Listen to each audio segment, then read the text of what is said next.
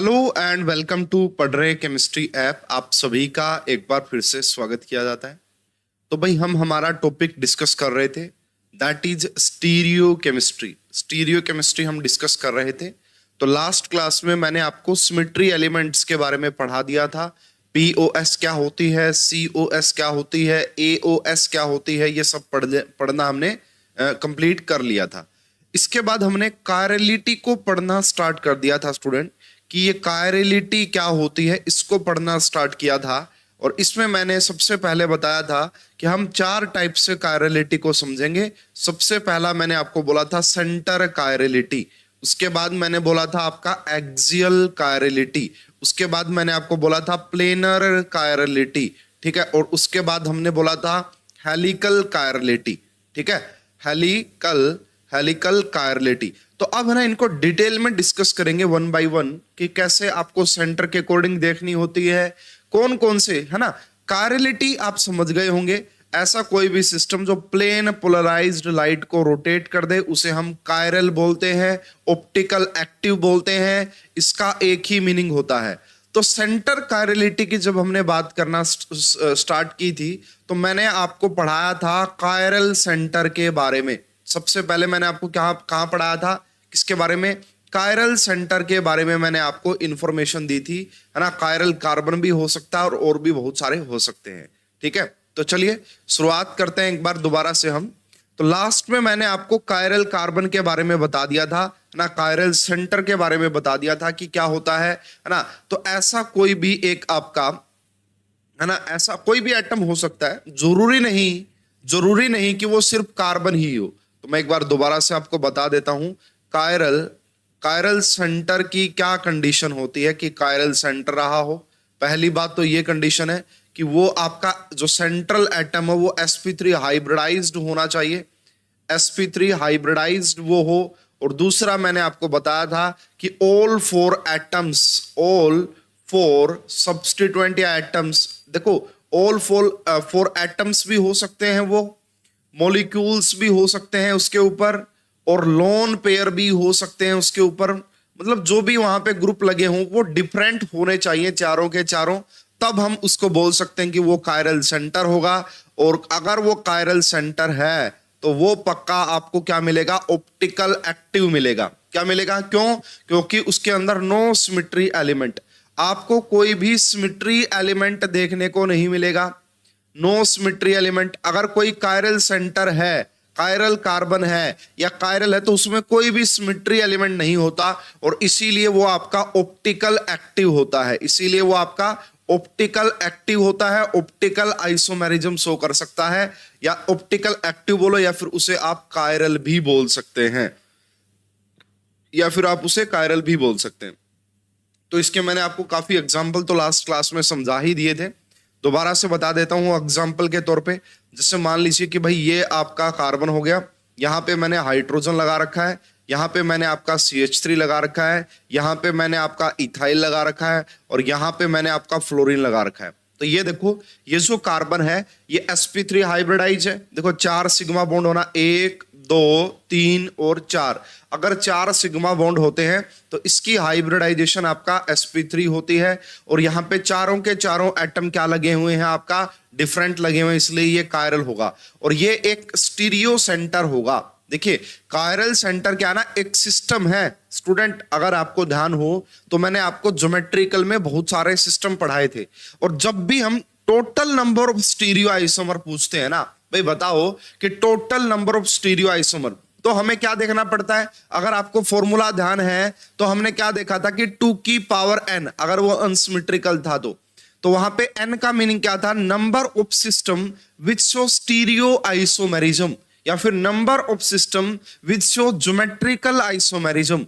तो देखो chiral centre भी एक आपका सेंटर होता है बेसिकली, जो कि आपका कायरलिटी शो कर सकता है। तो n की वैल्यू में, यानी कि कायरल सेंटर एक सिस्टम है जो कि आपका स्टीरियो आइसोमेरिज्म के लिए एक जो है बेसिकली पार्ट बनता है। समझ पा रहे होंगे आप इस बात को, ठीक है। तो ये बड़ा सिंपल है। तो कुछ क्वेश्चंस देखते हैं स्टूडेंट, जिनमें कि कायरल सेंटर कैसे देखते हैं। अभी तो मैं सिर्फ कायरल कार्बन की बात कर रहा हूं, इसके अलावा भी और भी हेटेरो एटम्स होते हैं जो कि कायरल हो सकते हैं। और यहाँ पे अमोनिया का केस पढ़ाऊंगा, वेरी इंपॉर्टेंट, बड़ी कंफ्यूजन होती है स्टूडेंट को उसमें, वो काफी ज्यादा इंटरेस्टिंग है अपने आप में, तो वो भी हम देखेंगे वाल्टन इन्वर्जन क्या होता है। पहले देखिए, मैंने आपको कल ये क्वेश्चन होमवर्क के तौर पे दिया था, होप कि आपने इसको अटेम्प्ट जरूर किया होगा, तो अभी आप अपना आंसर मैच कर लीजिएगा। The number of chiral carbon atoms, अगर वो कायरल कार्बन एटम्स बोल रहा है तो फिर वही देखना है। तो एक्स में देखो, ये दोनों तो हो ही नहीं सकते क्योंकि sp2 हाइब्रिडाइज्ड हो गए, ठीक है। इससे नेक्स्ट वाले मैंने देखे तो इसके ऊपर 2 हाइड्रोजन हो गए, है ना। और आपको तो क्या बोला गया कि चारों के चारों ग्रुप कैसे होने चाहिए, डिफरेंट होने चाहिए, चारों के चारों ग्रुप डिफरेंट। उसके बाद अगर देखा जाए स्टूडेंट, यहां पे ध्यान से देखिएगा, यहां पे हाइड्रोजन लगा हुआ है ना। अब ये देखो, ये 2 अलग हो गए, बट बाकी तो पूरा सिमेट्रिकल है, बाकी तो पूरा सिमेट्रिकल है। इसका मतलब इसके अंदर कोई भी कायरल सेंटर नहीं है, इसके अंदर कोई भी कायरल एटम नहीं होगा। तो यहां पे देखिए 0, तो यहां पे और कहीं पे आपको दिख ही नहीं रहा 0। इस ऑप्शन को हटा दीजिए, इस ऑप्शन को हटा दीजिए, इस ऑप्शन को हटा दीजिए। उसके बाद अब ध्यान से देखिए स्टूडेंट, अगर मैं इस कार्बन के ऊपर फोकस करता हूं तो यहां पे एक मिथाइल लगा हुआ है, एक हाइड्रोजन लगा हुआ है, और उसके बाद देखो, ठीक है, ये अब आपका CH2 हो गया, ये भी आपका CH2 हो गया। बट स्टूडेंट, इससे अगले कार्बन के ऊपर मिथाइल लगा हुआ है, बट यहां पे इससे अगले कार्बन के ऊपर मिथाइल नहीं लगा हुआ है। कहने का मतलब ये हो गया, अगर ये आपका A था, ये आपका B था, तो ये अब आपका C है और ये आपका D है। अब ये दोनों डिफरेंट हैं, सेम नहीं है ना। अगर देखो यहां पे मैंने क्या बताया था, जैसे भाई ये अगर आपका A है, ये अगर आपका B है, ये CH2 था तो ये भी CH2 था, ये अगर आपका मतलब sp2 हाइब्रिडाइज कार्बन था तो ये भी, यानी कि ये सिमेट्रिकल थे। तो इन दोनों को हम क्या बोलते हैं कि ये भी C है और ये भी C है। बट स्टूडेंट यहां पे ये अनसिमेट्रिकल है, अगर ये अनसिमेट्रिकल है तो ये आपका अब डिफरेंट हो गया। कहने का मतलब ये हो गया कि आपका एक कायरल सेंटर ये हो गया, एक कायरल कार्बन। अगर ये है तो सेम ये भी होगा, अगर ये है तो सेम ये भी होगा। देखो ये CH2 है, ये भी CH2 है, यहां पे CH2 है बट यहां पे CH2 नहीं है। तो ये आपका अगर A था, हाइड्रोजन अगर आपका B था, तो ये आपका C हो गया और ये आपका D हो गया। तो यहां पे आपको कितने कायरल सेंटर नजर आ रहे हैं, यहां पे आपको कितने कायरल कार्बन नजर आ रहे हैं, तो मैं कहूंगा 2 नजर आ रहे हैं, 2। ठीक है, बहुत बढ़िया। उसके बाद इसमें देखिए, इसी कार्बन को देखना है, sp3 हाइब्रिडाइज को ही, ये आपका A हो गया, ये आपका B हो गया, ये देखो ये कार्बन sp2 हाइब्रिडाइज है, ये आपका C हो गया और ये आपका D हो गया। तो ये वाला जो सेंटर आप देख पा रहे हैं स्टूडेंट, ये भी कायरल कार्बन होगा, ये भी ऑप्टिकल एक्टिविटी शो करेगा। इसलिए आप यहां पे देख सकते हैं कि इस क्वेश्चन का करेक्ट आंसर क्या जाना चाहिए था, ऑप्शन नंबर A। इस क्वेश्चन का करेक्ट आंसर क्या था, ऑप्शन नंबर A।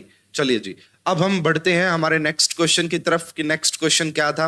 यस, ये देखिएगा यहां पे, above observe the flowing structure 1 से 3 और बताओ कि इनमें से कौन सी करेक्ट स्टेटमेंट इज, कौन सी करेक्ट स्टेटमेंट है। सबसे पहले मैंने इसको देखा कि यहां पे भी इथाइल लगा हुआ है, यहां पे भी इथाइल, तो 2 तो सेम ही हो गए। इसका मतलब यहां पे ये वाला जो कार्बन है वो कायरल नहीं होगा, इसलिए मैं स्टार को हटा देता हूं क्योंकि 2 सेम हो गए। तो इसमें कोई भी कायरल कार्बन नहीं है स्टूडेंट।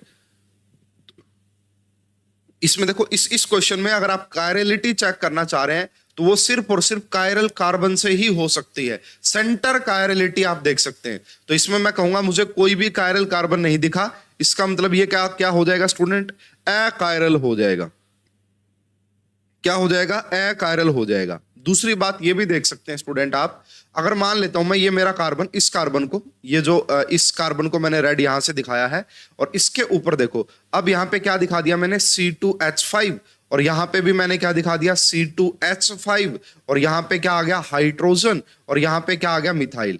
अब मैं आपसे पूछता हूं, क्या इसके अंदर POS है, क्या यहाँ पे प्लेन ऑफ सिमेट्री होगी इसके अंदर, तो मैं कहूंगा यस जी, यहाँ पे प्लेन ऑफ सिमेट्री है ना, यहाँ पे प्लेन ऑफ सिमेट्री है, इसीलिए ये अकायरल भी है। देखो, अगर आपको ये चीज समझ में नहीं आई कि कैसे यहाँ पे प्लेन ऑफ सिमेट्री है, तो मैं अभी आपको एक इसके है ना, इसको अभी समझा देता हूं आपको, है ना।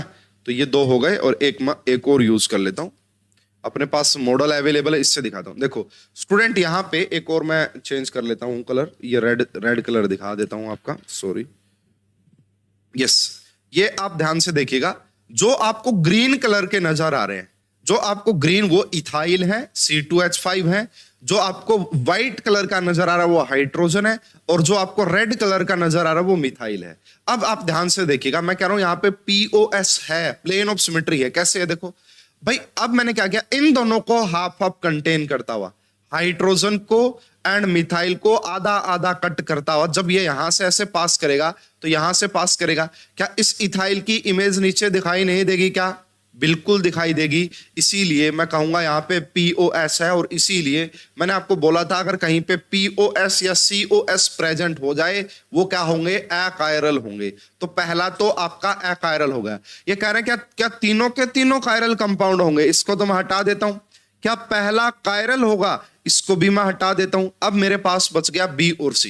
स्टूडेंट मैंने देखा भाई ये जो कार्बन है ये sp3 हाइब्रिडाइजर ठीक है, बट इसके ऊपर तो 2 मिथाइल लगे हुए हैं। अगर 2 मिथाइल लगे हुए हैं तो ये कायरल नहीं हो सकता, मतलब सॉरी, ये वाला पर्टिकुलर कार्बन जो है वो कायरल कार्बन नहीं होगा। इसके बाद मैंने क्या देखा स्टूडेंट, यहां पे ये कार्बन है, इसके ऊपर एक हाइड्रोजन लगा हुआ है, इसके ऊपर OH, यानी कि ये A हो गया, ये B हो गया। उसके बाद देखो इसको अगर आप ध्यान से देख रहे हैं, CH के ऊपर 2 मिथाइल ग्रुप लगे हुए हैं। यहां पे भी तो ऐसा ही है, CH के ऊपर 2 मिथाइल ग्रुप लगे हुए हैं। कहने का मतलब ये जो पूरा है C और ये भी C ही है, अलग नहीं है स्टूडेंट। ये भी क्या है, C है। तो इसको भी क्या कहा जाएगा, इसको भी क्या कहा जाएगा, ये भी कायरल नहीं होगा स्टूडेंट। ये भी क्या नहीं होगा, देखो ना ये वाला कार्बन कायरल होगा क्योंकि यहाँ पे ये 2 ग्रुप सेम लगे हुए हैं, ना ये वाला कायरल, ये कार्बन कायरल होगा क्योंकि इसके ऊपर भी 2 ग्रुप सेम लगे हुए हैं। इसका मतलब ये वाला मॉलिक्यूल भी अकायरल होगा, इसके पास भी कोई कायरल एटम नहीं है, कोई कायरल कार्बन नहीं है। ठीक है, फिलहाल तो मैंने आपको सेंटर कायरलिटी ही पढ़ाई है, तो उसी को देख के आप बता सकते हैं, है ना। आपको समझ में आ जाएगा, एकदम देखते ही पता लग जाएगा, है ना। तो क्या सेकंड कायरल हो सकता है? तो मैं कहूंगा जी नहीं हो सकता। तो हमारा इस क्वेश्चन का करेक्ट आंसर आएगा D, only third is chiral. और यहां पे आप साफ साफ देख सकते हैं स्टूडेंट, ये वाला कार्बन तो कायरल नहीं है, क्यों? क्योंकि 2 मिथाइल ग्रुप सेम लगे हुए हैं। बट अगर आप इस कार्बन को ध्यान से देख रहे हैं, इस कार्बन को, तो कार्बन के ऊपर हाइड्रोजन लगा हुआ है, यहाँ पे मिथाइल लगा हुआ है, यहाँ पे OH लगा हुआ है ना। यानी कि हाइड्रोजन A हो गया, मिथाइल B हो गया एंड OHC हो गया, और ये जो पूरा सिस्टम अब आपको दिख रहा है ये आपका D हो गया। क्या हो गया? D। तो अब मैं कहूंगा इसको यस दिस इज कायरल। क्यों क्यों क्यों है ये कायरल, है ना? क्यों है ये कायरल? क्यों है कायरल? क्योंकि आपको यहाँ पे कायरल कार्बन नजर आ रहा है। क्या क्या नजर आ रहा है आपको? Chiral carbon. इसलिए मैं क्या बोलूंगा student, D is the correct answer. अब देखो, अब आपको ये लग रहा होगा, है ना, देखना एक काफी इंपॉर्टेंट नोट लिखवा रहा हूं स्टूडेंट, आपसे मिस्टेक हो सकती है ना। अब आपको ये लग रहा होगा, इन 2 एग्जांपल से देखने से आपको ये पता लग गया, है ना। इफ एनी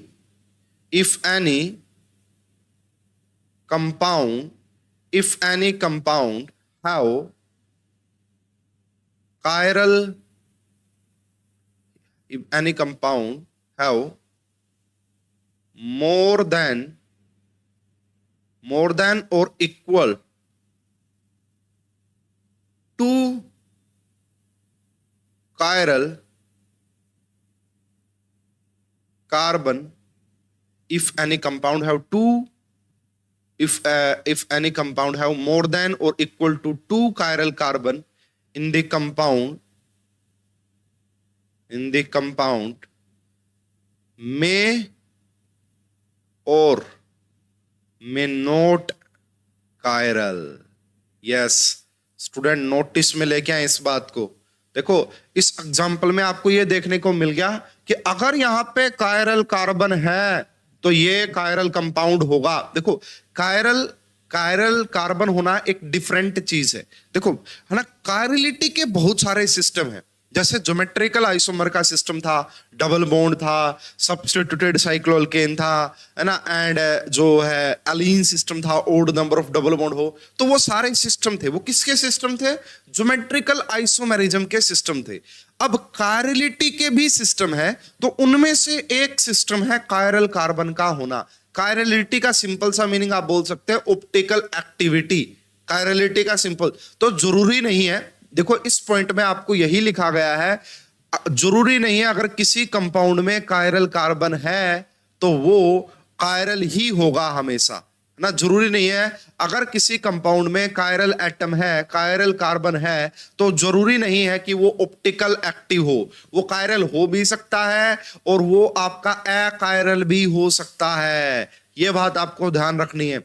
और इनका जो सबसे बढ़िया एग्जाम्पल होता है, इनका जो सबसे बढ़िया एग्जाम्पल होता है जहां पे आपको क्या देखने को मिलेंगे, कायरल कार्बन देखने को मिलेंगे कंपाउंड में, एक या एक से ज्यादा। और फिर भी वो देखो, अगर कहीं पे सिर्फ एक ही कार्बन है, सिर्फ एक कायरल कार्बन है, वो पक्का ऑप्टिकल एक्टिव, वो पक्का कायरल। अगर दो है फिर हमें थोड़ा सा देखना पड़ सकता है, दो हैं, दो से ज्यादा है, फिर हमें देखना पड़ सकता है। हो सकता है कि वहां पे इस टाइप के कंपाउंड, देखना अभी मैं समझाऊंगा आपको, एकदम से समझ में आ जाएगा। और आपने भी जरूर इसके बारे में पढ़ा होगा, मीजो कंपाउंड बोलते हैं स्टूडेंट इन्हें। क्या बोलते हैं इन्हें? Meso compound. तो मीजो कंपाउंड ऐसे कंपाउंड होते हैं आपका ना। मीजो कंपाउंड के लिए कंडीशन क्या होगी? मीजो कंपाउंड के लिए कंडीशन क्या होगी कि एटलीस्ट 2 कायरल कार्बन आपको देखने को मिलेंगे, एटलीस्ट 2 कायरल एटम आपको देखने को मिलेंगे कंपाउंड में, प्लस में POSP देखने को मिलेगी। और वैसे आपको पता लग गया, अगर कहीं पे POS आ रही है इसका मतलब क्या हो जाएगा भाई? अगर कहीं पे POS, इसका मतलब अकायरल। इसीलिए स्टूडेंट जो मीजो कंपाउंड होते हैं ना, वो ऑप्टिकली इनएक्टिव होते हैं। जो मीजो कंपाउंड होते हैं दैट इज ऑप्टिकली इनएक्टिव होते हैं, ऑप्टिकली इनएक्टिव। या फिर इन्हीं को आप दूसरा क्या नाम बोल सकते हैं कि meso compound are achiral in nature. Meso compounds are achiral in nature. अब आपको कैसे देखने होते हैं मीजो कंपाउंड, मैं भी बता देता हूं, ठीक है, क्योंकि इसको भी कायरलिटी से रिलेट करके थोड़ा सा बताया जा सकता है। एक एग्जांपल मैं यहाँ पे ले लेता हूं स्टूडेंट आपको समझाने के लिए। सबसे पहले मैंने कुछ इस टाइप से ये फिशर प्रोजेक्शन ले ली है। फिशर प्रोजेक्शन में आप आराम से देख पाएंगे, ये CH3 हो गया, ये आपका CH3 हो गया। यहाँ पे मैं हाइड्रोजन ले लेता हूँ, यहाँ पे ड्यूटेरियम ले लेता हूँ, यहाँ पे हाइड्रोजन ले लेता हूँ, और यहाँ पे ड्यूटेरियम ले लेता हूँ। ठीक है, बात आ रही है समझ में? देखिए स्टूडेंट, सबसे पहले मैंने इस कार्बन को देखा, ये sp3 हाइब्रिडाइज है, ये आपका A हो गया, ये आपका B हो गया, ये आपका C हो गया, और ये आपका D हो गया। तो sp3 हाइब्रिडाइज कार्बन है और चारों के चारों ग्रुप डिफरेंट है, इसका मतलब ये कायरल कार्बन हो गया। ठीक है, सेम नीचे वाला भी कायरल कार्बन हो गया, है ना। तो आपको 2 कायरल कार्बन दिख रहे हैं, तो आप बोल सकते थे कि सर ये तो ऑप्टिकल एक्टिव होने चाहिए, ये तो ऑप्टिकल एक्टिव होना चाहिए।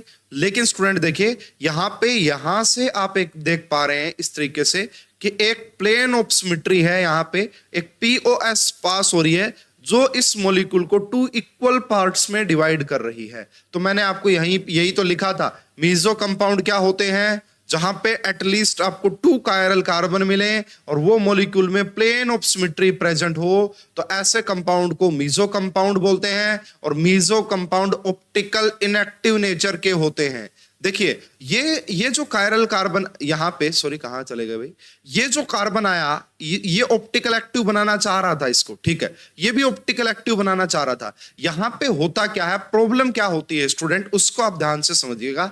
देखिए, जब मैं आपको आगे RS नोमेनक्लेचर पढ़ाऊंगा तो आपको और अच्छे से समझ में आ जाएगा। फिलहाल यहाँ पे मैं अपने हिसाब से RS नोमेनक्लेचर आपको बता रहा हूँ, एक बार आप देख लीजिए, है ना। मैं वैसे भी आप समझ लेना कि ये 1 हो गया, फर्स्ट प्रायोरिटी इसको देंगे, समझाऊंगा मैं सब कुछ। सेकंड प्रायोरिटी इसको, थर्ड प्रायोरिटी इसको, फोर्थ प्रायोरिटी इसको। फोर्थ प्रायोरिटी हॉरिजॉन्टल पे है एंड 1 2 3 के डायरेक्शन एंटी क्लॉकवाइज है। तो ये R कॉन्फ़िगरेशन आ रही है स्टूडेंट, इसकी समझिएगा मीनिंग क्या होता है, इसकी R आ रही है। अगर मैं इस नीचे वाले की RS नोमेनक्लेचर निकालूं तो फर्स्ट प्रायोरिटी इसको, सेकंड प्रायोरिटी इसको, थर्ड प्रायोरिटी इसको, और फोर्थ प्रायोरिटी इसको। तो फोर्थ प्रायोरिटी हॉरिजॉन्टल पे है एंड 1 2 3 के डायरेक्शन क्लॉकवाइज है। तो इस वाले कार्बन की जो कॉन्फ़िगरेशन आ रही है दैट इज S कॉन्फ़िगरेशन। अभी आपको शायद समझ में नहीं आ रहा होगा कि RS क्या होता है, आ जाएगा सब कुछ समझ में। देखो, इसके पीछे मीजो कंपाउंड के ऑप्टिकल इनएक्टिव होने के पीछे रीजन क्या होता है, इसे बोला जाता है इंटरनल कंपनसेशन। क्या बोलते हैं? इंटरनल कंपनसेशन, जो भी आप बोलना चाहिए, यानी कि इनकी इंटरनल प्रॉब्लम है। क्या है? इनकी इंटरनल प्रॉब्लम आ रही है। इस इंटरनल प्रॉब्लम की वजह से ही ये क्या है, मीजो कंपाउंड ऑप्टिकली इनएक्टिव होते हैं। कायरल कार्बन होते हुए भी, कायरल कार्बन होते हुए भी ये ऑप्टिकल इनएक्टिव हैं। क्यों? देखो स्टूडेंट, अभी मैंने आपको, जो मैंने फर्स्ट लेक्चर या पता नहीं कौन से लेक्चर में आपको बताया था, मैं देख लेता हूं अगर यहीं पे मिलता है तो। यस, अगर आपको ध्यान है तो मैंने जब ऑप्टिकल आइसोमेरिज्म की शुरुआत की थी, उस टाइम पे मैंने बताया था कि जो सैंपल है वो प्लेन पोलराइज्ड लाइट को रोटेट करता है। ठीक है, अगर ऑप्टिकल एक्टिव है तो वो क्या करेगा, एक पर्टिकुलर एंगल पे वो या तो क्लॉकवाइज डायरेक्शन में रोटेट करेगा या एंटी क्लॉकवाइज डायरेक्शन में रोटेट करेगा। इतना आप समझ लीजिए। तो आरएस नोमेनक्लेचर का मतलब फिलहाल के लिए, अगर आप इसको समझना चाहते हैं, फिलहाल ये समझ लीजिए भाई इसने क्या किया। आर का मतलब ये होता है कि उसने +25 डिग्री पे रोटेशन दिखाई, है ना। ये वाला कायरल कार्बन था, तो ये वाला पर्टिकुलर सेंटर तो ऑप्टिकल एक्टिव है, तो ये रोटेशन दिखाएगा, प्लेन पोलराइज्ड लाइट को रोटेट करेगा। किसमें? फॉर एग्जाम्पल +25 डिग्री पे रोटेशन दिखाई है ना। तो एस क्या दिखाती है, आर और एस एक दूसरे के क्या होते हैं भाई, ये जस्ट ये रहा। अगर इसने +25 डिग्री की रोटेशन दिखाई है तो ये -25 डिग्री की रोटेशन दिखाएगा। अगर आप ओवरऑल रोटेशन देखेंगे, ओवरऑल आपको क्या दिखेगा, ओवरऑल आपको क्या दिखेगा कि भाई उसने +25 डिग्री से रोटेशन दिखाया, इसने -25 डिग्री से रोटेशन दिखाया, तो आपको क्या देखने को मिलेगा स्टूडेंट, 0 डिग्री का रोटेशन ना। 0 डिग्री का रोटेशन का मतलब है plane polarized light PPL does not rotate, PPL does not rotate, कि प्लेन पोलराइज्ड लाइट रोटेट ही नहीं हो रही है। अगर ये पीपीएल रोटेट ना हो, अगर देखो इनके अंदर क्या चल रहा है हमें क्या पता भाई। हमने तो एक सैंपल लिया, सैंपल को डाला, हमने चेक कर लिया कि इसके अंदर कायरल कार्बन प्रेजेंट है, 2 कायरल कार्बन प्रेजेंट है, और फिर हमने क्या किया, पीपीएल उसके अंदर से पास करवाई, देखा रोटेट ही नहीं हो रही, डेविएट ही नहीं हो रही है। अगर डेविएट नहीं हो रही है तो फिर इसको हम क्या बोलते हैं स्टूडेंट, ऑप्टिकल इनएक्टिव। क्या बोलेंगे इसको, ऑप्टिकल इनएक्टिव या फिर अकायरल, है ना। कई बार पूछ लेते हैं भाई बताओ मीजो कंपाउंड ऑप्टिकली इनएक्टिव क्यों होते हैं, इंटरनल कंपनसेशन की वजह से। भाई ये अगर आपका राइट डायरेक्शन में एक देखो, आर और एस में सिर्फ और सिर्फ साइन का, रोटेशन का डिफरेंस होता है, वैल्यू आपको सेम ही मिलेगी, है ना। वो अगर 25 डिग्री क्लॉकवाइज डायरेक्शन में रोटेट करवा रहा है तो एस माइनस वो क्या करेगा, एस एंटी क्लॉकवाइज डायरेक्शन में रोटेशन करवाएगा। ओवरऑल अगर आपको देखने को मिलेगा तो क्या देखने को मिलेगा कि 0 डिग्री की रोटेशन है, प्लेन पोलराइज्ड लाइट ऐसी की ऐसी पास हो रही है, कोई डेविएशन देखने को नहीं मिल रहा। इससे हमें यह पता लग गया कि वो ऑप्टिकल इनएक्टिव होते हैं। क्या होते हैं, ऑप्टिकल इनएक्टिव होते हैं। बहुत इंपॉर्टेंट पॉइंट बता रहा हूं। तो भाई कई बार आपसे क्वेश्चन पूछे जा सकते हैं कि बताइए, है ना, identify the structure of meso. तो आपको बताना कि मीजो कौन कौन से यहां पे रहे होंगे। तो देखो कई बार बड़ी मिस्टेक हो जाती है स्टूडेंट से, ध्यान दीजिएगा। सबसे पहले मैंने इस कार्बन को पकड़ा, यहाँ पे मिथाइल लगा हुआ है, यहाँ पे आपका हाइड्रोजन लगा हुआ है, ठीक है। तो ये ए और बी हो गए, ये आपका सी हो गया और ये आपका डी हो गया। तो सारे अलग अलग लगे हुए हैं, सारे अलग अलग है। तो इसका मतलब ये भी कायरल कार्बन है और ये भी कायरल कार्बन है। अगर आप यहां से देखेंगे इसको 2 इक्वल पार्ट्स में, देखो ये वाली जो आप देख पा रहे हैं, तो ये प्लेन पोलराइज्ड लाइट है ना। तो कंडीशन क्या है मीजो के लिए, कम से कम 2 कायरल कार्बन हो और वो बिल्कुल इक्वली डिवाइड हो रहे हो। तो यहाँ पे इसको हम मीजो की कैटेगरी में रख सकते हैं। ये देखो ये भी आपका कायरल हो गया, ये भी आपका कायरल हो गया, और यहां से आप साफ साफ देख पा रहे हैं कि प्लेन पोलराइज्ड लाइट पास हो रही है। तो इसको भी मीजो की कैटेगरी में ही रखा जाएगा। और meso compound are optical inactive in nature. Student ये भी ध्यान रखिएगा, जो मीजो कंपाउंड होते हैं वो ऑप्टिकल इनएक्टिव नेचर के होते हैं। यहां पे देखिएगा स्टूडेंट ध्यान से, भाई मुझे क्या मिला, ये कायरल है, ठीक है, और ये भी कायरल है, ठीक है, और यहां से आपका एक पीपीएल भी पास हो रही है, प्लेन पोलराइज्ड लाइट भी पास हो रही है। इसको भी हम क्या बोल सकते हैं कि yes this is also meso compound, ये भी मीजो होगा। बट स्टूडेंट यहां पे ध्यान से देखिएगा, यहाँ पे हाइड्रोजन, तो ये अगर आपका ए हो गया और ये मिथाइल आपका बी हो गया, तो ये सेम और ये भी सेम। क्या आ रहा है, सेम आ रहा है सब कुछ। अगर सब कुछ सेम आ रहा है फिर हम इसको क्या बोलेंगे कि ये कायरल ही नहीं है। अगर ये कायरल ही नहीं होगा तो फिर ये मीजो कहां से होगा, तो मीजो की पॉसिबिलिटी यहां पे फिर नहीं बनने वाली है। ठीक है, मीजो की पॉसिबिलिटी फिर यहां पे आपको देखने को नहीं मिलेगी। तो क्वेश्चन का करेक्ट आंसर कई बार आते हैं भाई, है ना, आपको स्ट्रक्चर गिवन रहेगी, पूछेगा भाई बताओ, है ना, कई बार आपको स्ट्रक्चर गिवन रही होगी और पूछेगा मीजो कंपाउंड बताओ। बहुत टाइप के क्वेश्चन मैं आपको दिखाऊंगा, धीरे धीरे आपको सब कुछ समझ में आ जाएगा। तो फिलहाल इस क्वेश्चन का करेक्ट आंसर आ जाएगा A B C are the meso compounds. तो होप कि आपको मीजो कंपाउंड के बारे में समझ में आ गया होगा कि ये मीजो कंपाउंड क्या होते हैं, है ना भाई। कायरल कार्बन है प्रेजेंट और फिर भी वहां पे वो क्या है, ऑप्टिकल इनएक्टिव। और ऑप्टिकल इनएक्टिविटी का रीजन भी मैंने आपको मेंशन कर दिया है, इंटरनल, यानी कि R+S का जो है, और ये इंटरनली है, एक ही कंपाउंड में हो रहा है।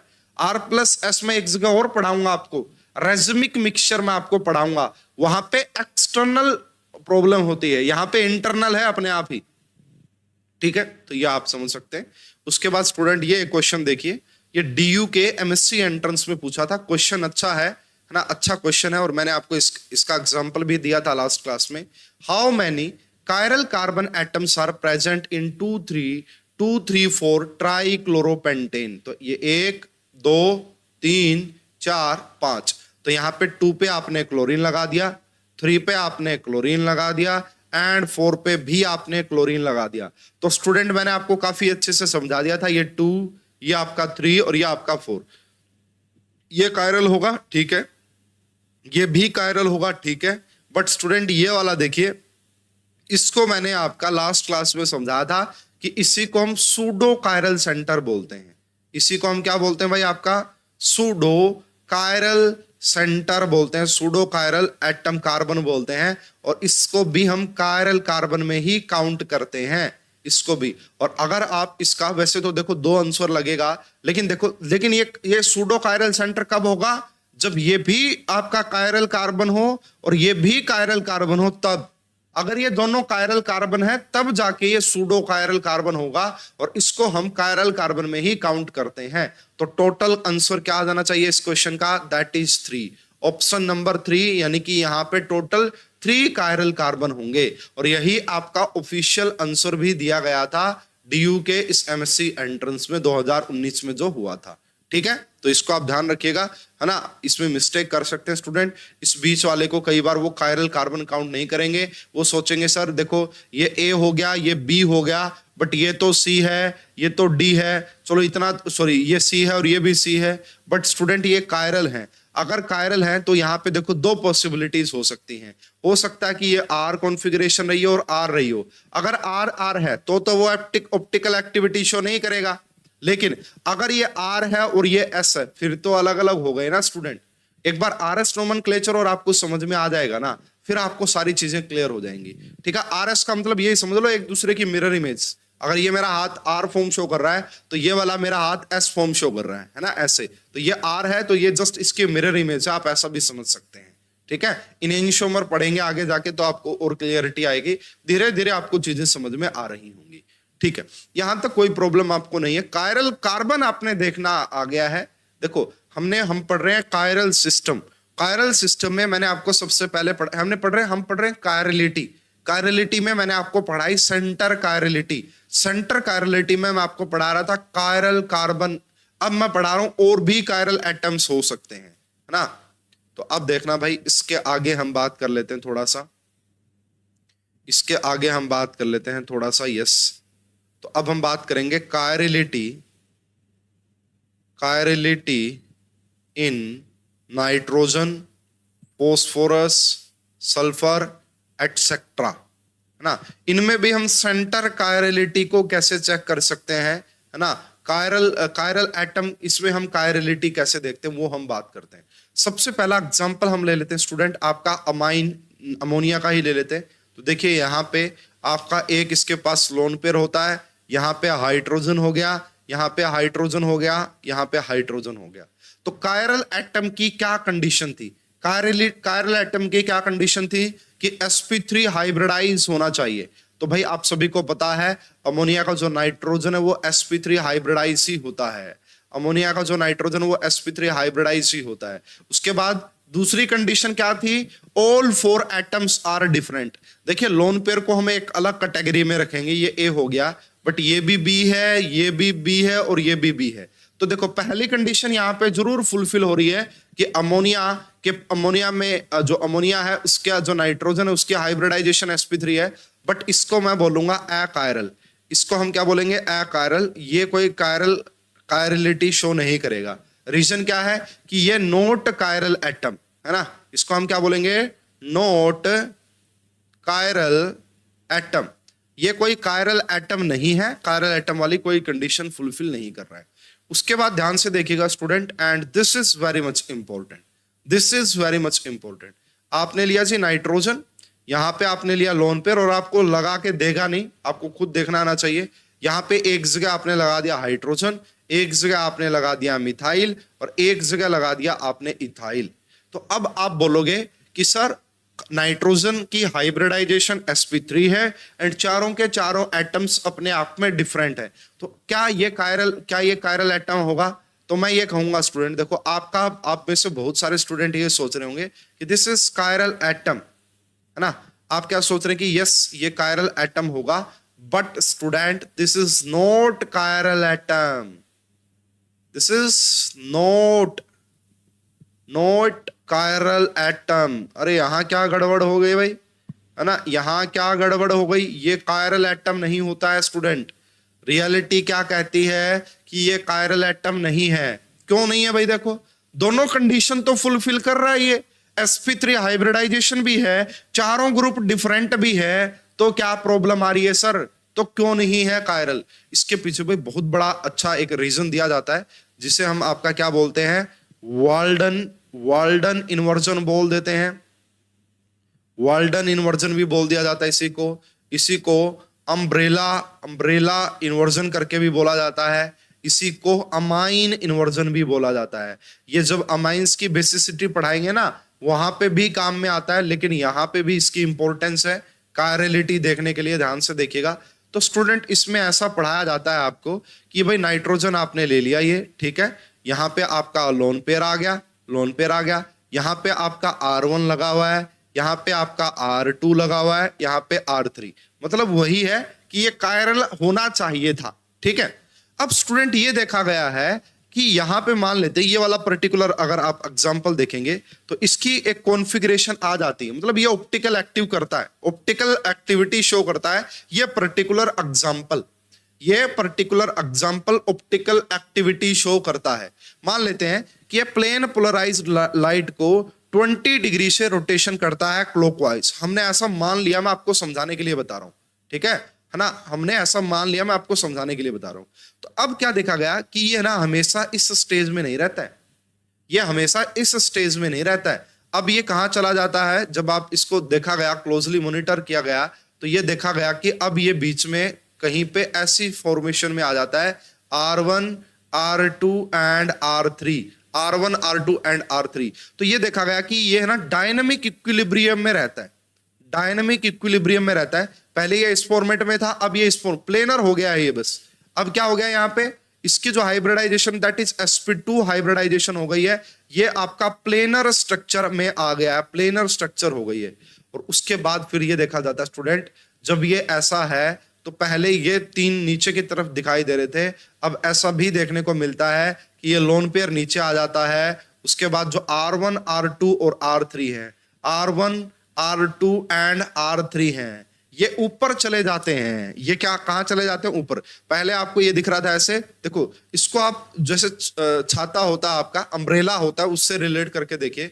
जैसे कई बार हम क्या कर रहे होते हैं, अम्ब्रेला का यूज क्या होता है भाई, है ना, हम ऐसे पकड़ के खड़े हैं और ऊपर से अगर बारिश आ रही है तो वो ठीक है, लेकिन कई बार जब हम बाइक पे लेके चलते हैं तो हम ये देखते हैं कि अम्ब्रेला बाहर की तरफ ही खुल जाता है। समझ पा रहे हैं, जैसे ऐसे अम्ब्रेला था भाई, अब हम बाइक पे बैठ के जा रहे हैं और ऐसे अम्ब्रेला होता है भाई, वैसे देखोगे तो ऐसे है। अब इसके ऊपर बारिश आके गिर रही है, ठीक है, नो प्रॉब्लम। लेकिन अगर आप बाइक पे बैठे तो कई बार हम यहाँ पे रख लेते हैं और ऐसे मूव हो जाता है उसका। अब क्या होता है, बाहर से प्रेशर आता है ना, हवा का प्रेशर आएगा। अगर प्रेशर आएगा तो इसको वो ऐसे खोल देता है फिर, है ना, आपने जरूर इसको कभी ना कभी रियल लाइफ में जरूर देखा होगा, ऐसे खोल देते हैं। तो सेम फंडा यहाँ पे है अमाइन के साथ। पहले अमाइन देखो, ये 3 लोब्स आपको नीचे नजर आ रहे थे, ऐसे ऐसे नजर आ रहे थे, उसके बाद बीच में ये प्लेनर हो गए और उसके बाद ये ऐसे चले जाते हैं। ये डायनामिक इक्विलिब्रियम चलता रहता है, ठीक है, ये डायनामिक इक्विलिब्रियम चलता रहता है। तो यहाँ पे अगर आपका आर है ना, आर कॉन्फ़िगरेशन, मान लो आर कॉन्फ़िगरेशन ना समझो कि यहाँ पे अगर रोटेशन आपका 20 डिग्री क्लॉकवाइज डायरेक्शन में हो रहा था, तो यहाँ पे आपका वही -20 डिग्री में होने लग जाएगा अगर ये इस तरीके से आएगा। इसी को बोला जाता है वाल्डन इन्वर्जन, इसी को बोला जाता है अम्ब्रेला इन्वर्जन, ठीक है स्टूडेंट। तो ये स्पेशली अमाइंस ही शो कर सकते हैं, ये स्पेशली अमाइंस ही शो कर सकते हैं। इसलिए मैंने क्या बोला कि this is not chiral atom, इसको कायरल एटम काउंट नहीं किया जाता और इसको हम अकायरल ही बोलेंगे। अगर आप इस पूरे मॉलिक्यूल की बात करेंगे तो ये अकायरल ही होगा। क्यों होगा? क्योंकि ये रियलिटी में जैसा दिखता है ना, ये ऐसे नहीं है, ये डायनामिक, ये लगातार अपना फेस चेंज कर रहा है, लगातार ये जैसा दिख रहा है वैसा नहीं है, ठीक है। कैसा? ये इस तरीके से चेंज होता रहता है, इस तरीके से चेंज होता रहता है। इसीलिए हम क्या कहेंगे, अगर ये इसको क्लॉकवाइज डायरेक्शन में रोटेट कर रहा है 20 डिग्री से, तो ये वापस उसको एंटी क्लॉकवाइज डायरेक्शन में रोटेट कर देगा। पीपीएल आपको क्या देखने को मिलेगी?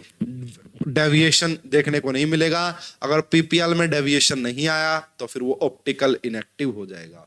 बहुत अच्छा एग्जांपल है स्टूडेंट, देख लो, हमारे कायरल कार्बन की सारी कंडीशंस को फुलफिल कर रहा था। ये sp3 हाइब्रिडाइज भी था, चारों ग्रुप डिफरेंट भी थे, बट फिर भी ये कायरल कार्बन में काउंट नहीं किया जाता है, ये कायरलिटी शो नहीं करता है। उसके पीछे रीजन मैंने आपको ये बता दिया, ठीक है। अच्छा जी, तो क्या और कोई एग्जांपल्स? अब देखना, यहीं पे एक और एग्जांपल मैं आपका दे देता हूं। भाई सर देखो, ऐसा अगर हो जाए है ना, अगर ऐसा हो जाए है ना कि ये हाइड्रोजन आ गया यहाँ पे आपका ड्यूटेरियम आ गया, यहाँ पे आपका CH3 आ गया और यहाँ पे आपका इथाइल आ गया, इथाइल। और अब ये पॉजिटिव, जैसे अमोनियम आयन होता है ना, NH4 पॉजिटिव अमोनियम आयन होता है, तो ये भी अब अमोनियम आयन जैसा ही बन गया है। तो क्या अब भी ये कायरलिटी शो नहीं करेगा? नहीं, अब ये कायरलिटी शो करेगा। ये जो लोन पेयर दिख रहा था ना, तब नहीं करता, अब ये कायरलिटी शो करेगा स्टूडेंट। तो अब ये क्या हो गया? sp3 हाइब्रिडाइज हो गया, चारों ग्रुप डिफरेंट लगे हुए हैं। और ऐसे पर्टिकुलर केस में वाल्डन इन्वर्जन देखने को नहीं मिलता है ना, इसमें कोई वाल्डन इन्वर्जन नहीं होगा। तो इसको मैं जरूर क्या बोलूंगा? इसको मैं जरूर बोलूंगा कायरल एटम, कि ये कायरल एटम है। अगर ये कायरल एटम है तो ये कंपाउंड भी कैसा हो जाएगा स्टूडेंट? ये कंपाउंड भी कायरल हो जाएगा, ये कंपाउंड भी कायरल हो जाएगा, ठीक है। समझ में आ रही होगी बात आपको। इसके बाद देखिएगा, मान लेते हैं कि ऐसा कोई केस है आपका, यहाँ पे ये डबल बॉन्ड O हो गया, यहाँ पे मैंने मिथाइल लगा दिया और यहाँ पे मैंने इथाइल लगा दिया। तो बताइए क्या ये ऑप्टिकल एक्टिव होगा या इनएक्टिव होगा? तो स्टूडेंट बहुत सारे बच्चे सोच सकते हैं, सर इसके तो देखो 1 सिग्मा, 2 सिग्मा, 3 सिग्मा, 3 सिग्मा तो sp2 हाइब्रिडाइजेशन हो गई, बट उनके बॉन्डिंग के कंसेप्ट वीक हैं। अगर कोई यहाँ पे सल्फर की हाइब्रिडाइजेशन sp2 बता रहा है, इसका मतलब उनके बॉन्डिंग के कंसेप्ट वीक है। स्टूडेंट एग्जामिनर आपको जानबूझ के ऐसा ही देगा, एग्जामिनर जानबूझ के ऐसा देगा आपको प्रॉब्लम क्रिएट करने के लिए, बट रियलिटी में ये मॉलिक्यूल ऐसा होता है कि ये आपका डबल बॉन्ड और यहाँ पे लोन पेयर भी तो है ना स्टूडेंट। सल्फर के पास 6 वैलेंस इलेक्ट्रॉन होते हैं, सल्फर के पास 6 वैलेंस इलेक्ट्रॉन होते हैं। अब आप देख लीजिए ध्यान से, अब आप देख लीजिए ध्यान से कि हाइब्रिडाइजेशन क्या आ रही है यहाँ पे हाइब्रिडाइजेशन sp3 आ रही है। All 4 atoms are different, all 4 groups are different, ये सारे के सारे ग्रुप डिफरेंट है। इसका मतलब मैं ये बोलूंगा कि yes this is chiral atom. अगर ये कायरल एटम है तो ये बेसिकली कायरल कंपाउंड हो जाएगा। क्या हो जाएगा? कायरल कंपाउंड हो जाएगा। समझ में आ रही है ना बात? समझ में आ रही है भाई? तो ये लोन पेयर बना के नहीं देगा आपको खुद से देखना है। लोन पेयर बना के नहीं देगा, आपको खुद से देखना पड़ेगा। इसी प्रकार मान लेते हैं भाई, मैं अगर एक एग्जांपल ले लेता हूं फॉस्फेट का, P डबल बॉन्ड O, यहाँ पे भी आ गया O के ऊपर नेगेटिव, यहाँ पे भी आ गया O के ऊपर नेगेटिव और यहाँ पे भी आ गया O के ऊपर नेगेटिव। तो यहाँ पे ये भले ही sp3 हाइब्रिडाइज आपको नजर आ रहा है, या आपका sp3 हाइब्रिडाइज नजर आ रहा है, बट ये सारे के सारे ग्रुप सेम है। All 4 group are same due to resonance. अगर सारे ग्रुप सेम है तो फिर आप क्या बोलोगे कि ये आपका note chiral centre, note chiral centre, या आपका कायरल सेंटर नहीं होगा, है ना। अगर कायरल सेंटर नहीं है तो ये कंपाउंड अकायरल होगा पूरा। फॉस्फेट मॉलिक्यूल कैसा हो जाएगा, अकायरल। ठीक है, तो कायरल सेंटर में इतने, एक एडमेंटेन का भी एग्जांपल आता है, फिलहाल मैं नहीं बता रहा हूं। एडमेंटेन को मैं इकट्ठा ही पढ़ा दूंगा आपको। एडमेंटेन जो सिस्टम है उसको मैं इकट्ठा पढ़ाऊंगा। Axial chirality and centre chirality उसमें कैसे देखी जाती है उसको मैं बाद में पढ़ाऊंगा, है ना। तो और भी 2-4 केसेस होते हैं जहां पे आप क्या देख सकते हैं, कायरल सेंटर को। तो कायरल सेंटर देखना बड़ा आसान है। sp3 हाइब्रिडाइज हो, चारों के चारों ग्रुप अगर डिफरेंट लगे हुए हैं उसको कायरल सेंटर बोलते हैं। अगर कहीं पे कायरल सेंटर है, एक ही, सिर्फ एक ही कायरल सेंटर है, वो कंपाउंड पक्का ऑप्टिकल एक्टिव रहा होगा। अगर एक से ज्यादा है और फिर वहां पे पीओएस की प्रेजेंस है तो फिर हम क्या बोलेंगे कि वो ऑप्टिकल इनएक्टिव हो जाएगा, वो मीजो कंपाउंड होते हैं। अगर कायरल एटम एक से ज्यादा है और वहां पे पीओएस नहीं है तो फिर भी वो आपका ऑप्टिकल एक्टिव ही होगा, है ना। पीओएस आने की वजह से आपका ऑप्टिकल इनएक्टिविटी आती है, आप ऐसा समझ सकते हैं, उन्हीं को हम मीजो कंपाउंड बोलते हैं। ठीक है, तो मैंने इसके ऊपर अच्छे खासे आपको एग्जांपल भी करवा दिए हैं।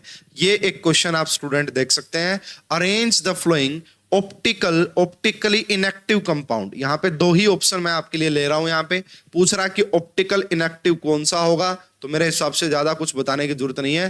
देखो यहाँ पे लोन पेयर लगा के देगा नहीं, आपको खुद देखना है। ये आपका R1 हो गया, ये आपका R2 हो गया और ये आपका R3। तो ड्यू टू वाल्डन इन्वर्जन ये कायरल नहीं होता है, ये अकायरल होता है, इसीलिए हमारा जो करेक्ट आंसर आ जाएगा that is option number first, that is option number first. ये तो सल्फर वाला आ गया भाई, तो ये तो पक्का क्या हो जाएगा आपका, कायरल हो जाएगा। ये तो आपका कंफर्म कायरल हो जाएगा। ये ए हो गया, ये बी हो गया, ये सी हो गया और ये आपका डी हो गया। तो ये क्या हो जाएगा आपका, कायरल हो जाएगा, यानी कि ऑप्टिकल एक्टिव हो जाएगा। तो ये हमारा आंसर फिलहाल यहाँ पे नहीं होगा। ठीक है, तो इतना मोर देन इनफ है भाई, इतना ही क्वेश्चन पूछ सकता है। सब कुछ मैंने आपको बता दिया है कायरल सेंटर के रिगार्डिंग, कि ये कायरल सेंटर क्या होता है, कैसे कैसे आप देख सकते हैं। सोडो कायरल सेंटर क्या होता है, मीजो कंपाउंड क्या होते हैं। अब हम बढ़ते हैं भाई नेक्स्ट टाइप ऑफ कायरलिटी की तरफ। अच्छा जी, यहाँ पे भी आप देख सकते हैं आपसे इस क्वेश्चन में ये होता भाई एडमेंटेन स्ट्रक्चर कुछ ऐसी दिखती है। फिलहाल मैं यहाँ पे बात नहीं करूंगा, एक बार आप देखिएगा ध्यान से। Among which amongst the flowing molecule is chiral. आपसे पूछ रहा है कि इनमें से कौन सा कायरल होगा। तो आपने सबसे पहले क्या देखना है भाई, आपने सबसे पहले ये सिस्टम देखा। अब इसमें मैंने अभी तक आपको सेंटर कायरलिटी पढ़ाई है, तो कोशिश क्या करो कि आप ये देखो कि कायरल सेंटर है या नहीं है। तो मैंने इस कार्बन को पकड़ लिया, ये मैंने दिखा जी ए है, ये मैंने दिखा बी है, ये मैंने दिखा सी है, और ये आपको दिखने में अलग लग रहा है स्टूडेंट, बट ये सी ही है। ये आपको दिखने में अलग लग रहा होगा एग्जामिनर, ये TIFR 2018 का क्वेश्चन है, TIFR 2018 का। दिखने में देखो यहां पे तो इन्होंने इस तरीके से नोटेशन दे दिया है, तो ये भी कार्बोक्सिलिक एसिड ही ना है, तो ये भी कार्बोक्सिलिक एसिड। तो ए और बी तो ठीक है, बट सी और डी तो अलग अलग हो गए, सी और सी तो इक्वल हो गए। इसका मतलब ये आपका अकायरल होगा, इसमें POS प्रेजेंट होगी, इसमें POS प्रेजेंट होगी। तो ये कैसा हो गया स्टूडेंट, अकायरल। फिलहाल इन दोनों का डिस्कशन हम बाद में बात करेंगे, है ना। अभी पढ़ेंगे इनके बारे में, अभी ज्यादा हमने पढ़ा नहीं है। जैसे इसमें एक्सियल कायरलिटी होती है, अभी मैं उसके ऊपर आ रहा हूं। तो भाई फर्स्ट टाइप ऑफ कायरलिटी हमने समझ ली है, जिसको कि हम सेंटर कायरलिटी बोलते हैं। तो वो आपको बिल्कुल अच्छे से समझ में आ गई होगी।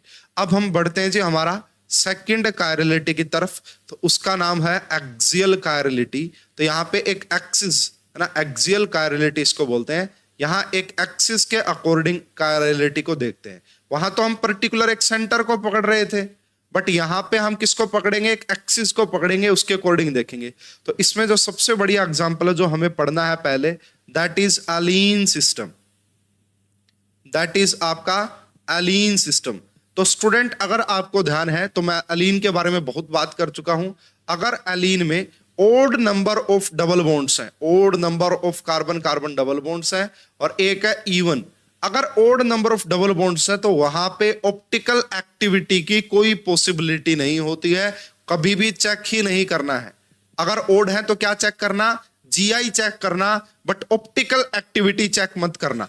हाँ, अगर आपके पास even number of carbon carbon के डबल बॉन्ड्स हैं तो वहां पे पॉसिबिलिटी होती है, वहां पे क्या होती है आपका, पॉसिबिलिटी होती है किसकी, कायरलिटी की। हो सकता है कि वो कायरल हो। कब कब, जब आपका जो टर्मिनल ग्रुप है आपका, अगर A not equal to B हो जाए and C not equal to D हो जाए, अगर ये दोनों हैं आपका, तो फिर मैं कहूंगा कि वो कायरल होगा। तो फिर मैं क्या कहूंगा, वो कायरल होगा। सेम सिस्टम स्पायरो में चलेगा। मैं दो दो एग्जांपल दे देता हूं, आपको बिल्कुल क्लियर हो जाएगा। और ये सब कुछ पढ़ा चुका हूं, अब आपको बिल्कुल भी प्रॉब्लम नहीं आएगी। जैसे स्टूडेंट देखिए, ये कार्बन कार्बन का डबल बॉन्ड, ये कार्बन का डबल बॉन्ड, तो even number of carbon carbon double bond है।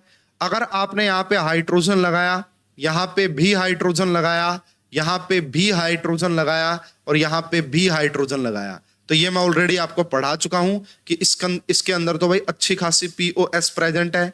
कितनी पीओएस प्रेजेंट है स्टूडेंट इसके अंदर, ठीक है। तो ये मेरा हो गया, मान लेते कि फर्स्ट वाला। तो इसमें तो भाई पीओएस प्रेजेंट है, कितनी, 2 पीओएस प्रेजेंट है, ये मैं आपको बता चुका हूं। अगर किसी में पीओएस प्रेजेंट है तो वो क्या होता है स्टूडेंट, वो क्या होता है, अकायरल होता है, अकायरल। और इनमें सीओएस तो होती ही नहीं है, सीओएस चेक नहीं करनी है, इनमें सीओएस नहीं होती है भाई। Allene system, biphenyl system, spiro system, इनमें आपका COS centre of symmetry present नहीं होती है। मैं बार बार आपको बता चुका हूं कि अलीन सिस्टम कुछ ऐसा दिखता है ना, अलीन सिस्टम कुछ कैसा दिखता है, यहां पे बार बार बता चुका हूं। अगर even number of double bonds है तो, अगर ये दो आपका प्लेन में दिख रहे हैं तो ये दोनों परपेंडिकुलर होते हैं। पहले वाली क्लासेस में मैं आपका जो है अच्छे से उस वेबसाइट के थ्रू आपको समझा चुका हूं। तो इसमें तो पीओएस प्रेजेंट है। मान लेते हैं भाई यहाँ पे हाइड्रोजन है और यहाँ पे हाइड्रोजन है, बट यहाँ पे मिथाइल है और यहाँ पे हाइड्रोजन है, तो भी स्टूडेंट इसमें पीओएस प्रेजेंट होती है, पीओएस प्रेजेंट होती है। तो फिर भी ये कैसा हो गया आपका, अकायरल हो गया, है ना। सेकंड वाला भी कैसा हो गया, अकायरल हो गया, ठीक है। अब अगर हम थर्ड की बात करें, मैं मान लेता हूं, ठीक है, कि यहाँ पे हाइड्रोजन हो गया, यहाँ पे CH3 हो गया, यहाँ पे CH3 हो गया, और यहाँ पे हाइड्रोजन हो गया। तो देखो क्या हो गया, यहाँ पे A not equal to B, terminal position वाले सेम ना हो, टर्मिनल पोजीशन वाले सेम ना हो, तो ये यहाँ पे हाइड्रोजन और ये अलग अलग है, ये दोनों भी अलग अलग हैं, तो इसमें नो पीओएस, इसमें कोई पीओएस नहीं है। और सीओएस तो इनमें वैसे ही नहीं होती है, और बाकी कुछ ज्यादा चेक करने की जरूरत नहीं है। तो अगर अलीन सिस्टम है, क्या है, allene system, even number of double bond है, अगर टर्मिनल पोजीशन वाले group A not equal to B and C not equal to D, तो फिर उसको मैं क्या बोलूंगा, कायरल। तो फिर मैं उसको क्या बोलूंगा कि वो कायरल होंगे, क्या होंगे, कायरल, ठीक है। उसके बाद देखो फोर्थ एग्जांपल भी आप देख सकते हैं, इसको अगर मैं बताऊं, बाकी क्लियर हो ही गया होगा आपको अच्छे से। फोर्थ एग्जांपल आप देखिएगा यहाँ पे ना, एग्जांपल नंबर फोर्थ को भी समझ लेते हैं। मान लेते हैं यहाँ पे फ्लोरीन लगा हुआ है, यहाँ पे क्लोरीन लगा हुआ है, यहाँ पे ब्रोमीन लगा हुआ है, और यहाँ पे आयोडीन लगा हुआ है। तो फिर क्या होगा इसमें student, A not equal to B, C not equal to D, तो मैं इसको भी क्या, किसकी कैटेगरी में रखूंगा, कायरल की कैटेगरी में रखूंगा। किसकी कैटेगरी में, कायरल, बस। तो अलीन सिस्टम को सिंपल। और यहाँ पे देखो स्टूडेंट, जब इसका RS नोमेनक्लेचर किया जाता है ना, तो हम इसको एक्सिस के अकॉर्डिंग देखते हैं, पहले एक एक्सिस ड्रॉ की जाती है, इसलिए इनको एक्सियल कायरलिटी के थ्रू समझ लेते हैं, है ना। देखो ये पूरा एक सिस्टम है ना। वहां पे तो हम एक सेंटर को पकड़ रहे थे, एक एटम को पकड़ रहे थे, बट यहाँ पे इस सिस्टम को पकड़ रहे हैं, इसलिए उसको एक्सियल कायरलिटी में बोल दिया जाता है। कोई खास उसका कोई अपना कोई खास मीनिंग नहीं है, लेकिन कई बार ये पूछ लेता भाई इसमें किस टाइप की कायरलिटी है, तो इसको हम एक्सियल कायरलिटी बोल देते हैं, ठीक है। तो अलीन का आपको बिल्कुल समझ में आ गया होगा कि अलीन में कैसे देखते हैं। देखिए इसके ऊपर मैं आपको बहुत सारे क्वेश्चंस भी करवा सकता हूं। सबसे पहले ये क्वेश्चन देखिए आप, जो कि जैम 2020 के अंदर, चलो पहले पढ़ लेते हैं ना, एक बार सारे सिस्टम पढ़ लेते हैं उसके बाद। तो मैंने एक्सियल कायरलिटी में आपको सबसे पहला सिस्टम बता दिया, अलीन सिस्टम। अब देखना कोई भी प्रॉब्लम नहीं आएगी आपको, क्योंकि ऑलरेडी आप सारी चीजें पढ़ चुके हैं पहले ही। सेकंड जो एक्सियल कायरलिटी में आता है, that is spiro system, that is spiro system. तो भाई स्पायरो सिस्टम की भी कहानी अपने आप में वही है, स्पायरो सिस्टम में भी कहानी वही हो जाएगी, देखना ध्यान से आप। ये मैं मान लेता हूं मेरा ऐसा सिस्टम है, सिर्फ ऐसा, ये एक एग्जांपल मैंने ऐसा मान लिया, ये वाला सिस्टम। उसके बाद देखो इसी की कॉपी कर लेते हैं 2-3 ताकि आपको समझ में आ जाए। 3 एग्जांपल ले लेंगे इसके, 3 से समझ में आ जाएगा आपको। ये एक एग्जांपल हो गया और ये एक आपका एग्जांपल, स्पाइरो सिस्टम। अब देखना यहाँ पे भाई, मैंने आपको ऑलरेडी ये बात बताई हुई है, अगर इनको आप प्लेन में मान रहे हैं तो ये आपका आउट ऑफ द प्लेन और ये आपका बिलो द प्लेन जाएगा। अब यहाँ पे वही सिस्टम है, allene system, same Aleen system है स्टूडेंट। ये देखो, जब आपका मान ले ये हैंड एक ऐसा है, ये प्लेन में हो गया फर्स्ट रिंग, और दूसरी रिंग ऐसी है। अगर ये सिमेट्रिकल है, सिमेट्रिकल का मतलब कोई हेटेरोएटम नहीं लगा हुआ है, तो पहली पीओएस इसको कंटेन करते हुए जाएगी, इसको 2 इक्वल पार्ट्स में डिवाइड कर देगी, और दूसरी ऐसे आएगी जो ऊपर वाले को 2 इक्वल पार्ट्स में डिवाइड कर देगी। इसमें 2 पीओएस है स्टूडेंट, यहाँ पे 2 पीओएस है इसके अंदर। अगर 2 पीओएस है तो इसको मैं क्या बोलूंगा, ये तो मेरा अकायरल है जी, ये तो मेरा अकायरल है, ठीक है। अब देखना, अगर आपने यहां पे कर दिया है कि जी हमने लगा दिया है CH3, अगर अब आपने यहां पे CH3 कर दिया है तो स्टूडेंट वही कंडीशन हो गई। देखो अब यहां पे सिर्फ एक पीओएस होगी, यहां पे सिर्फ अब आपको एक पीओएस देखने को मिलेगी, और वो कौन सी वाली, वो कौन से वाली, देखो इस मिथाइल को हाफ ऑफ कट करती हुई, देखो ये मिथाइल हाफ कट करेगा, ये मिथाइल हाफ कट करेगा, ये पूरा जो मॉलिक्यूल है ये हाफ कट करेगा पूरा मॉलिक्यूल, और इसकी इमेज यहां पे दिखाई देगी, ठीक है। तो इसके अंदर भी पीओएस प्रेजेंट होगी, तो इसको भी मैं क्या बोलूंगा स्टूडेंट, अकायरल बोलूंगा। क्या बोलूंगा, अकायरल। लेकिन स्टूडेंट यहां पे ध्यान से देखिएगा, अगर एक CH3 मैंने यहां पे लगा दिया है और एक CH3 मैंने यहां पे लगा दिया है, जैसे आपको दिख रही ना, ये एक प्लेन में नहीं है। अगर आप बोलो सर ये देखो ये रही पीओएस, ऐसा नहीं है भाई, ऐसी नहीं है, इतना सिंपल नहीं है। ये अलीन सिस्टम में जैसे परपेंडिकुलर होती है ना, यहाँ पे भी ऐसे ही, ये देखो रियलिटी में कुछ ऐसे एग्जिस्ट कर रही है। अगर आपने इसको प्लेन माना है ना, इसको इस तरीके से इस प्लेन में मान रहे हैं, तो ये इस प्लेन से बाहर निकला हुआ और ये इस प्लेन से। तो अब देखो, जब आप इसको ऐसे कट करने जाएंगे पूरे को, ये तो कट हो गया। अब यहाँ पे जो ये कार्बन है इसके ऊपर तो मिथाइल है, बट यहाँ तो नहीं है, तो ये पीओएस तो नहीं होगी इसके अंदर। सेम जब आप इस पूरे को कट करना चाहोगे, इस पूरे को हाफ कट करना चाहोगे, तो यहां पे ऊपर CH3 है, नीचे तो नहीं है, तो इसका मतलब ये हो गया स्टूडेंट कि इसके अंदर कोई पीओएस नहीं है, और COS तो चेक करते ही नहीं है, इनमें होती ही नहीं है। तो इसका मतलब अब ये जो सिस्टम है ये आपका कायरल सिस्टम हो गया, ये आपका कायरल सिस्टम हो गया। बिल्कुल अलीन से रिलेट कर सकते हैं, बिल्कुल अलीन सिस्टम से रिलेट किया जा सकता है, कोई भी प्रॉब्लम नहीं होगी। अलीन और ये एक ही बात है, एक ही तरीके का कहानी होती है इनमें। देखना नेक्स्ट एग्जांपल ध्यान से समझिएगा स्टूडेंट, नेक्स्ट एग्जांपल आप ध्यान से समझिएगा। ये रहा यहां पे, और यहां पे भी मैं मान लो कि नीचे की तरफ दिखा देता हूं ऑक्सीजन। क्या ये सिस्टम ऑप्टिकल एक्टिव होगा या इनएक्टिव, ऐसे क्वेश्चन आएगा। तो मैंने क्या देखा भाई, ये वाला इस कार्बन को देखा, ये आप बना कभी भी अगर स्पाइरो सिस्टम आए बना लिया करो, एग्जामिनर नहीं बना के देगा। इसको आप अबोव द प्लेन और इसको बिलो द प्लेन, कई बार बना के देगा, RS नोमेनक्लेचर के टाइम बना के देगा, हर बार नहीं बना के देगा। तो मैंने क्या देखा भाई, जब मैं इसको कट करूंगा, यहां से इसको कट करूंगा, यहां ऑक्सीजन है बट यहां तो ऑक्सीजन नहीं है, तो पीओएस नहीं है यहाँ पे, ठीक है ना, पीओएस नहीं है। और जब मैं इस पूरे को कट करूंगा तो इसको नीचे दिखाई नहीं देगा, इसका मतलब इसके अंदर नो पीओएस, पीओएस नहीं है। अगर पीओएस नहीं है तो ये कैसा हो जाएगा स्टूडेंट, ये कायरल हो जाएगा। और इसके अंदर COS तो होती ही नहीं है, वो तो आपको चेक करने की जरूरत ही नहीं है। समझ पा रहे हैं मेरी बात को। तो स्पाइरो में थोड़ी सी आपको जरूर कंफ्यूजन हो सकती है, बट भाई थोड़ा सा ध्यान से देखना पड़ेगा। स्पाइरो में थोड़ी सी कंफ्यूजन हो सकती है, ध्यान से देखना पड़ेगा। जैसे ये क्वेश्चन देखिए, ये वाला क्वेश्चन देखिए, क्वेश्चन नंबर 2। इन्होंने पूछा था इनमें से कौन सा कायरल मॉलिक्यूल है। इन्होंने क्या पूछा था, इनमें से कौन सा कायरल मॉलिक्यूल है। बस आ गया सब कुछ सामने। ये देखा, इसको मैंने अबोव द प्लेन बना लिया, इसको मैंने बिलो द प्लेन बना लिया। तो ये देखो, ये A हो गया, ये B हो गया, है ना।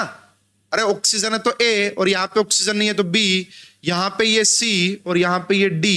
A not equal to B and C not equal to D। इसका मतलब ये वाला सिस्टम पक्का कायरल रहा होगा, ये वाला सिस्टम पक्का कायरल रहा होगा। और पूछ ले कि इसमें कौन सी कायरलिटी है, तो हम बोलेंगे एक्सियल कायरलिटी है। इसके अंदर स्पाइरो सिस्टम के अंदर एक्सियल कायरलिटी होती है। क्या आप मेरी बात को समझ पाए भाई, बोलो भाई, क्या आपको ये समझ में आ गया है कि कैसे इसको समझना है? देख लो। तो इस तरीके से आप इसको समझते हैं। आपसे पूछा था कि इनमें से बताओ कौन सा कायरल मॉलिक्यूल होगा, तो मेरा सेकंड ही मिल गया। थर्ड अभी आपको थर्ड भी देखना बताऊंगा। हर एक टाइप का सिस्टम, किसी भी एग्जाम का कोई भी क्वेश्चन रहा हो, नहीं रुकेगा आपसे, सब कुछ सोल्व होगा और बिल्कुल जबरदस्त वाले तरीके से। ठीक है, तो यहाँ पे भाई देखो कितना आसान था इसको देखना। अगर यहीं पे मान लो यहीं पे अगर कार्बन होता, यहां पे भी कार्बन होता, फिर ये अकायरल हो जाता। फिर ये अकायरल क्यों? ए और ए सेम, सी और सी सेम, लेकिन फिलहाल यहां पे टोटली डिफरेंट है। तो इस प्रकार से आप समझ सकते हैं। ठीक है, अच्छा जी, तीसरा जो केस है, इनका मिक्सचर बना के दे देता है कई बार, लेकिन भाई मैं बार बार बता चुका हूं, कुछ नहीं है, एक ही बात है, mixture of double bond plus ring, mixture of even, even word यहां पे भी यूज करूंगा मैं, इवन है ना, डबल बॉन्ड एंड रिंग। अगर भाई आपका रिंग और एक डबल बॉन्ड ऐसे करके दे दे, आपका देखना अभी क्वेश्चंस में करवाऊंगा आपको, बहुत सारे, टेंशन लेने की बिल्कुल भी जरूरत नहीं है। ये आपका ऐसा आएगा, यहां पे बना दिया हाइड्रोजन, यहां पे बना दिया CH3, इसी प्रकार यहां पे बना दिया हाइड्रोजन और यहां पे बना दिया CH3। और आप देख सकते हैं ये इवन है, ये एक और ये दो, एक ही मीनिंग है, एक ही मीनिंग है, इनका कोई डिफरेंस नहीं है इसमें। तो A not equal to B, C not equal to D, इसका मतलब नो POS, कोई POS नहीं है। COS तो वैसे ही चेक नहीं करते, इनमें होती ही नहीं है। इसका मतलब ये वाला मॉलिक्यूल कैसा हो गया स्टूडेंट? कायरल हो गया। ये वाला मॉलिक्यूल क्या हो गया? कायरल। ये वाला मॉलिक्यूल क्या करेगा? प्लेन पोलराइज्ड लाइट को रोटेट करेगा, है ना। अगर ये प्लेन पोलराइज्ड लाइट को रोटेट करेगा तो ये आपका, है ना, किसी एक पर्टिकुलर एंगल पे करेगा और उसी के लिए RS। तो ये बात नोट करना, जो भी कंपाउंड ऑप्टिकल एक्टिव होते हैं उन्हीं का आप RS नोमेनक्लेचर कर सकते हैं। जो भी कंपाउंड ऑप्टिकल एक्टिव होते हैं उन्हीं का RS नोमेनक्लेचर पॉसिबल है, और जो ऑप्टिकल इनएक्टिव है उनका RS नोमेनक्लेचर पॉसिबल नहीं होता है। समझ पा रहे हैं ना मेरी बात? तो देख लेना, अगर कहीं पे RS नोमेनक्लेचर अगर आपसे क्वेश्चन में पूछ रहा है तो पहली चीज यही देख लेना कि वो ऑप्टिकल एक्टिव है या नहीं। अभी मैं क्वेश्चन करवाऊंगा आपको ऐसे, जिससे आपको बिल्कुल एकदम से क्लियरिटी मिल जाएगी, जिससे आपको बिल्कुल एकदम से क्लियरिटी मिल जाएगी। ठीक है, तो इस टाइप से आप क्या कर सकते हैं स्टूडेंट, इसको देख सकते हैं। स्पायरो सिस्टम हमारा थर्ड एग्जांपल था। सेकंड सिस्टम था एक्सियल कायरलिटी का। पहला अलीन सिस्टम हो गया, स्पायरो सिस्टम हो गया, तीसरा उनका मिक्सचर हो गया, एंड उसके बाद हम बात कर लेते हैं स्टूडेंट, यहां पे लगे हाथ फोर्थ सिस्टम की, that is biphenyl system. That is biphenyl system. इसको भी आप ध्यान से समझिएगा, इसको भी एक्सियल कायरलिटी के अकॉर्डिंग ही समझा जाता है। एक्सियल कायरलिटी से ही इसकी कहानी समझ में आती है। तो भाई नाम से पता लग रहा है, बाइफिनाइल बना लो, है ना। तो ये रहा जी मेरा double bond double bond double bond, और ये रहा मेरा double bond double bond double bond, सब कुछ ठीक चल रहा है। तो इस सिस्टम को बाइफिनाइल सिस्टम बोला जाता है स्टूडेंट। ठीक है, इस सिस्टम को बाइफिनाइल सिस्टम बोला जाता है। अब इसके भी मैं आपको बहुत सारे केस बनाऊंगा और एक एक चीज आपको अच्छे से समझाऊंगा, तो आपको और अच्छे से बेहतरीन चीजें समझ में आ पाएंगी। तो सबसे पहला केस मैंने पकड़ लिया ये वाला। अब देखो, अगर मैं यहाँ पे क्या कर देता हूं, मैंने यहाँ पे लगा दिया जी फ्लोरीन। क्या लगा दिया यहाँ पे? चलो यहाँ पे मत लगाओ, यहाँ पे लगा दो। यहाँ पे आपने लगा दिया फ्लोरीन, यहाँ पे आपने लगा दिया क्लोरीन, यहाँ पे आपने लगा दिया फ्लोरीन, यहाँ पे आपने लगा दिया क्लोरीन। तो मैं अब आपसे ये पूछ रहा हूं भाई, फर्स्ट केस मुझे बताओ कि ये ऑप्टिकल एक्टिव है या फिर इनएक्टिव है। देखो आप कहोगे अभी तो आपको ये पूरा सिस्टम प्लेनर नजर आ रहा है भी प्लेनर ही।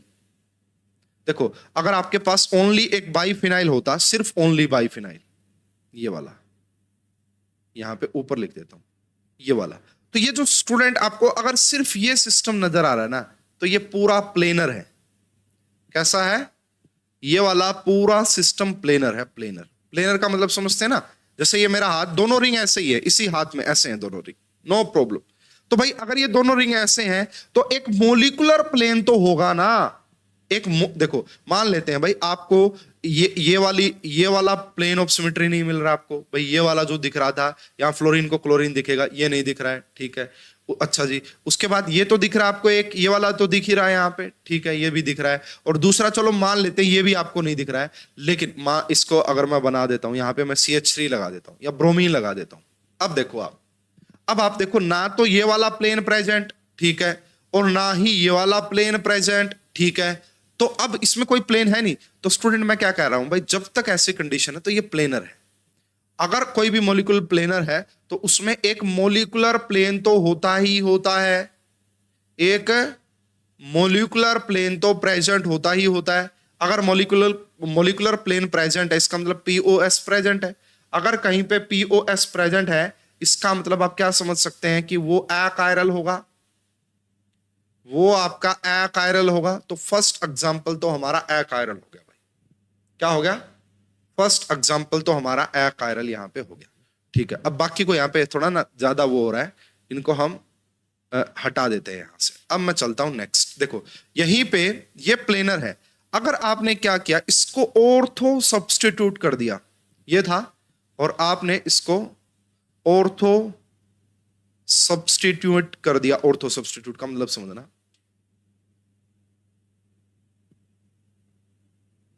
ध्यान से समझिएगा, वेरी मच इंपॉर्टेंट पॉइंट है। ये समझ में आ गया तो सब कुछ समझ में आ जाएगा। ये देखो, आपने इसको ऑर्थो सब्स्टिट्यूएंट कर दिया। ऑर्थो सब्स्टिट्यूएंट का मतलब क्या कर दिया, आपने यहां पे लगा दिया जी फ्लोरीन, आपने यहां पे लगा दिया जी OH, ठीक है, आपने यहां पे लगा दिया जी OH, और यहां पे आपने लगा दिया फ्लोरीन। कहने का मतलब आपने यहां पे स्मॉल ग्रुप्स इंट्रोड्यूस कर दिए ऑर्थो पोजीशन पे, और स्पेशली ऐसे ग्रुप इंट्रोड्यूस कर दिए, अगर आप ध्यान से नोटिस कर पा रहे हो, ये आपका डेल पॉजिटिव, ये डेल नेगेटिव, तो इनके अंदर क्या हो गई यहां पे, इंट्रामोलिकुलर हाइड्रोजन बॉन्डिंग। क्या हो गई स्टूडेंट यहां पे, इंट्रामोलिकुलर H बॉन्डिंग। क्या हो गई, इंट्रामोलिकुलर H बॉन्डिंग। सेम यहां पे del positive del negative intramolecular hydrogen bonding. तो अब भी इस इंट्रामोलिकुलर हाइड्रोजन बॉन्डिंग की वजह से ये प्लेनर बना रहेगा। क्या बना रहेगा, प्लेनर बना रहेगा। अगर प्लेनर है तो मॉलिक्यूलर प्लेन तो होगा ही होगा, अगर मॉलिक्यूलर प्लेन है तो अकायरल भी होगा ही होगा, ठीक है, नो प्रॉब्लम, है ना। तो कहने का मतलब, अगर आपने यहां पे या तो ऐसे सिस्टम लगा दिए जिनके अंदर हाइड्रोजन बॉन्डिंग है, या फिर आपने स्मॉल एटम लगा दिए। स्मॉल एटम भी क्या करेंगे स्टूडेंट, वो ज्यादा रिपल्सन नहीं करेंगे, तो ये प्लेनर ही बना रहेगा, प्लेनर ही बना रहेगा। बट स्टूडेंट नेक्स्ट पेज पे देखिएगा, नेक्स्ट एग्जांपल देखिएगा, अगर आपने ऑर्थो पोजीशन पे बल्कि ग्रुप लगा दिए हैं, है ना, अगर आपने ऑर्थो पोजीशन पे बल्कि ग्रुप लगा दिए हैं, तो अब यहां पे आपको जरूर प्रॉब्लम देखने को मिलेगी। मान लेते हैं यहां पे आपने क्या लगा दिया भाई, ये वाला पूरा सिस्टम लगा दिया है ना, टार्ट ब्यूटोक्साइड, और यहां पे एक बस मिथाइल लगा दिया है। सेम यहां पे आपने मिथाइल लगा दिया है, और यहां पे आपने टार्ट ब्यूटोक्साइड लगा दिया है। तो अब गड़बड़ हो जाएगी स्टूडेंट। अब ये जो कंपाउंड है ना, ये प्लेनर नहीं होगा। इस रिपल्सन की वजह से यहां पे जो ये रिपल्सन हो रही है, यहां पे जो ये रिपल्सन हो रही है, इस रिपल्सन की वजह से, इस रिपल्सन को कम करने के लिए ये दोनों रिंग्स एक दूसरे के परपेंडिकुलर हो जाएगी। रिपल्सन को रिड्यूस करने के लिए both ring are perpendicular to each other, है ना। तो both rings are perpendicular to each other, तो अब ये दोनों एक दूसरे के परपेंडिकुलर, पहले कैसे थी, है ना, जब तक ऑर्थो सब्स्टिट्यूएंट नहीं था ऐसे थी, और जब बल्कि हल्के ग्रुप लगाए, स्मॉल ग्रुप लगाए, तो भी ऐसे है। लेकिन जैसे ही आपने ऑर्थो पोजीशन पे बल्कि ग्रुप लगाए, तो ये ऐसे हो गई, ये देखो ऐसे हो गई, एक ऐसे परपेंडिकुलर तो एक इस प्लेन में हो गया ना, वही अलीन वाला केस हो गया ना, वही स्पायरो वाला केस। बस अगर ऐसा हो गया, A not equal to B, C not equal to D, जैसे इस केस में अगर आपसे पूछा जाए, है ना, तो स्टूडेंट ऐसे केस में आप बना लेना कि भाई इसको आप अबोव द प्लेन दिखा लेना, इसको आप बिलो द प्लेन दिखा लेना।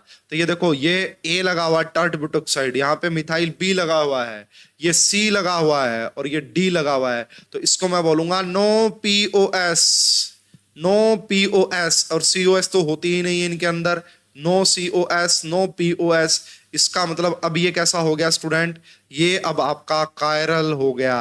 क्या हो गया, ये आपका कायरल हो गया। क्या हो गया जी, कायरल हो गया। क्या आपको मेरी बात समझ में आ रही है? तो अब ये आपको क्या देखने को मिलेगा, कायरल देखने को मिलेगा। ठीक है, अब देखना नेक्स्ट एग्जांपल, एक और एग्जांपल मैं आपको देख देता हूं यहां पे देखिएगा ध्यान से। ये आपका बाइफिनाइल, और ये भी वही भाई, फिर एक बात और बता देता हूं यहां पे, अगर इवन नंबर ऑफ रिंग्स है तो, बाइफिनाइल है तो, ट्राइफिनाइल होगा फिर वो प्लेनर हो जाएगा, वैसे ही सेम कंडीशन आ जाएगी। बाइफिनाइल। अब आपने यहां ऑर्थो को, ये टार्ट बुटोक्साइड, टार्ट बुटोक्साइड, टार्ट बुटोक्साइड, टार्ट बुटोक्साइड, ठीक है, ये सब सेम हो गए ऑर्थो। ये ग्रुप क्या बता रहे हैं कि ये प्लेनर में नहीं है भाई, ये प्लेन में नहीं है दोनों।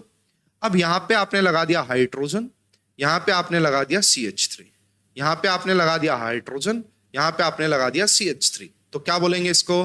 देखो जैसा ये दिख रहा है वैसा नहीं है, ये आउट ऑफ द प्लेन है और ये आपका बिलो दी प्लेन है ना, अगर आप इसको प्लेन मान रहे हैं तो इसमें देखो A not equal to B, C not equal to D, A B के इक्वल नहीं है ना, इसका मतलब इसमें नो POS नो COS, इसका मतलब ये भी कैसा हो जाएगा, ये भी आपका कायरल हो जाएगा, ये भी कैसा हो जाएगा, ये भी आपका कायरल हो जाएगा।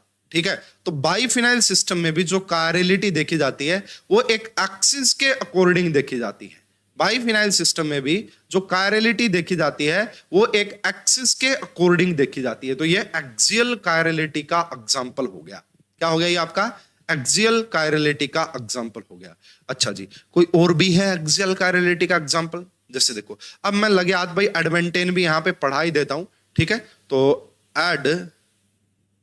एडमेंटेन सिस्टम, एडमेंटेन सिस्टम, ये स्पेशल केस अपने आप में, क्योंकि इसमें दोनों टाइप की कायरलिटी पॉसिबल हो सकती है स्टूडेंट। ये जो एडमेंटेन सिस्टम आपको दिख रहा है इसमें आपका दोनों टाइप की, इसके क्वेश्चंस तो शायद मैं आपको डिटेल में कल करवाऊंगा एडमेंटेन सिस्टम के, लेकिन एक दो एग्जांपल से जरूर यहां पे आपको क्लियरिटी देने की कोशिश करूंगा।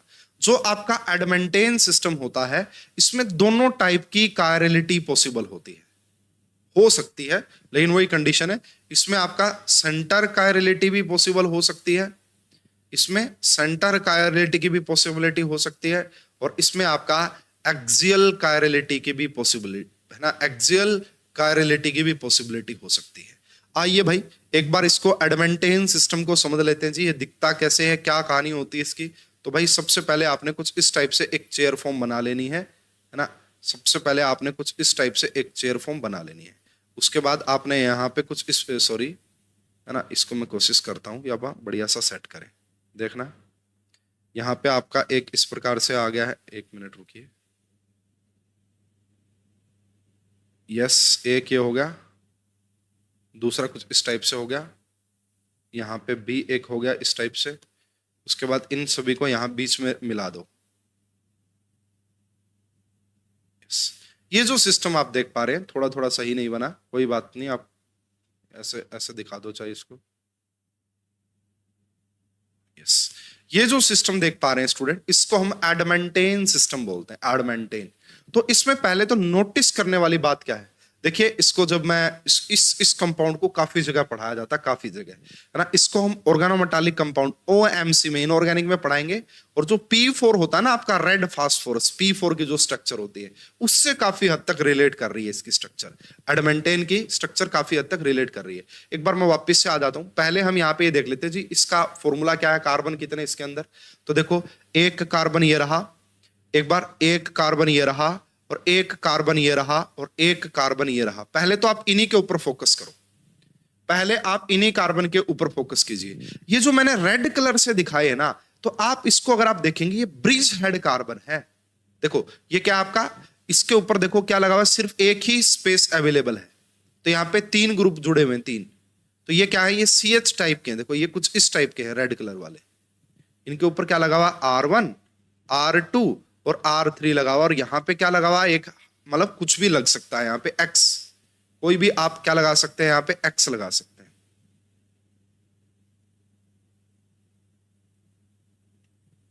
ये रहा। तो पहले तो आप इनके ऊपर फोकस कीजिए, जो मैंने ये रेड कलर से दिखाया ना, जहां पे आपका 3 एटम आपस में जुड़ रहे, 3 कार्बन के एटम।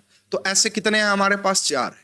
अब देखो स्टूडेंट, इन चारों को अगर यहां आप सेंटर पे देखते हैं, इसको आप मिलाइए यहां पे, इसको आप मिलाइए यहां पे, इसको आप मिलाइए यहां पे, और इसको आप मिलाइए यहां पे। इस बिल्कुल एग्जैक्ट सेंटर पे देखिए, यहां पे आप सेंटर पे देखिए, और इन चारों को मिलाया, तो यहां से अगर आप इसके अकॉर्डिंग देखेंगे, तो इसके अकॉर्डिंग हम क्या देख सकते हैं? सेंटर कायरलिटी देख सकते हैं। क्या देख सकते हैं?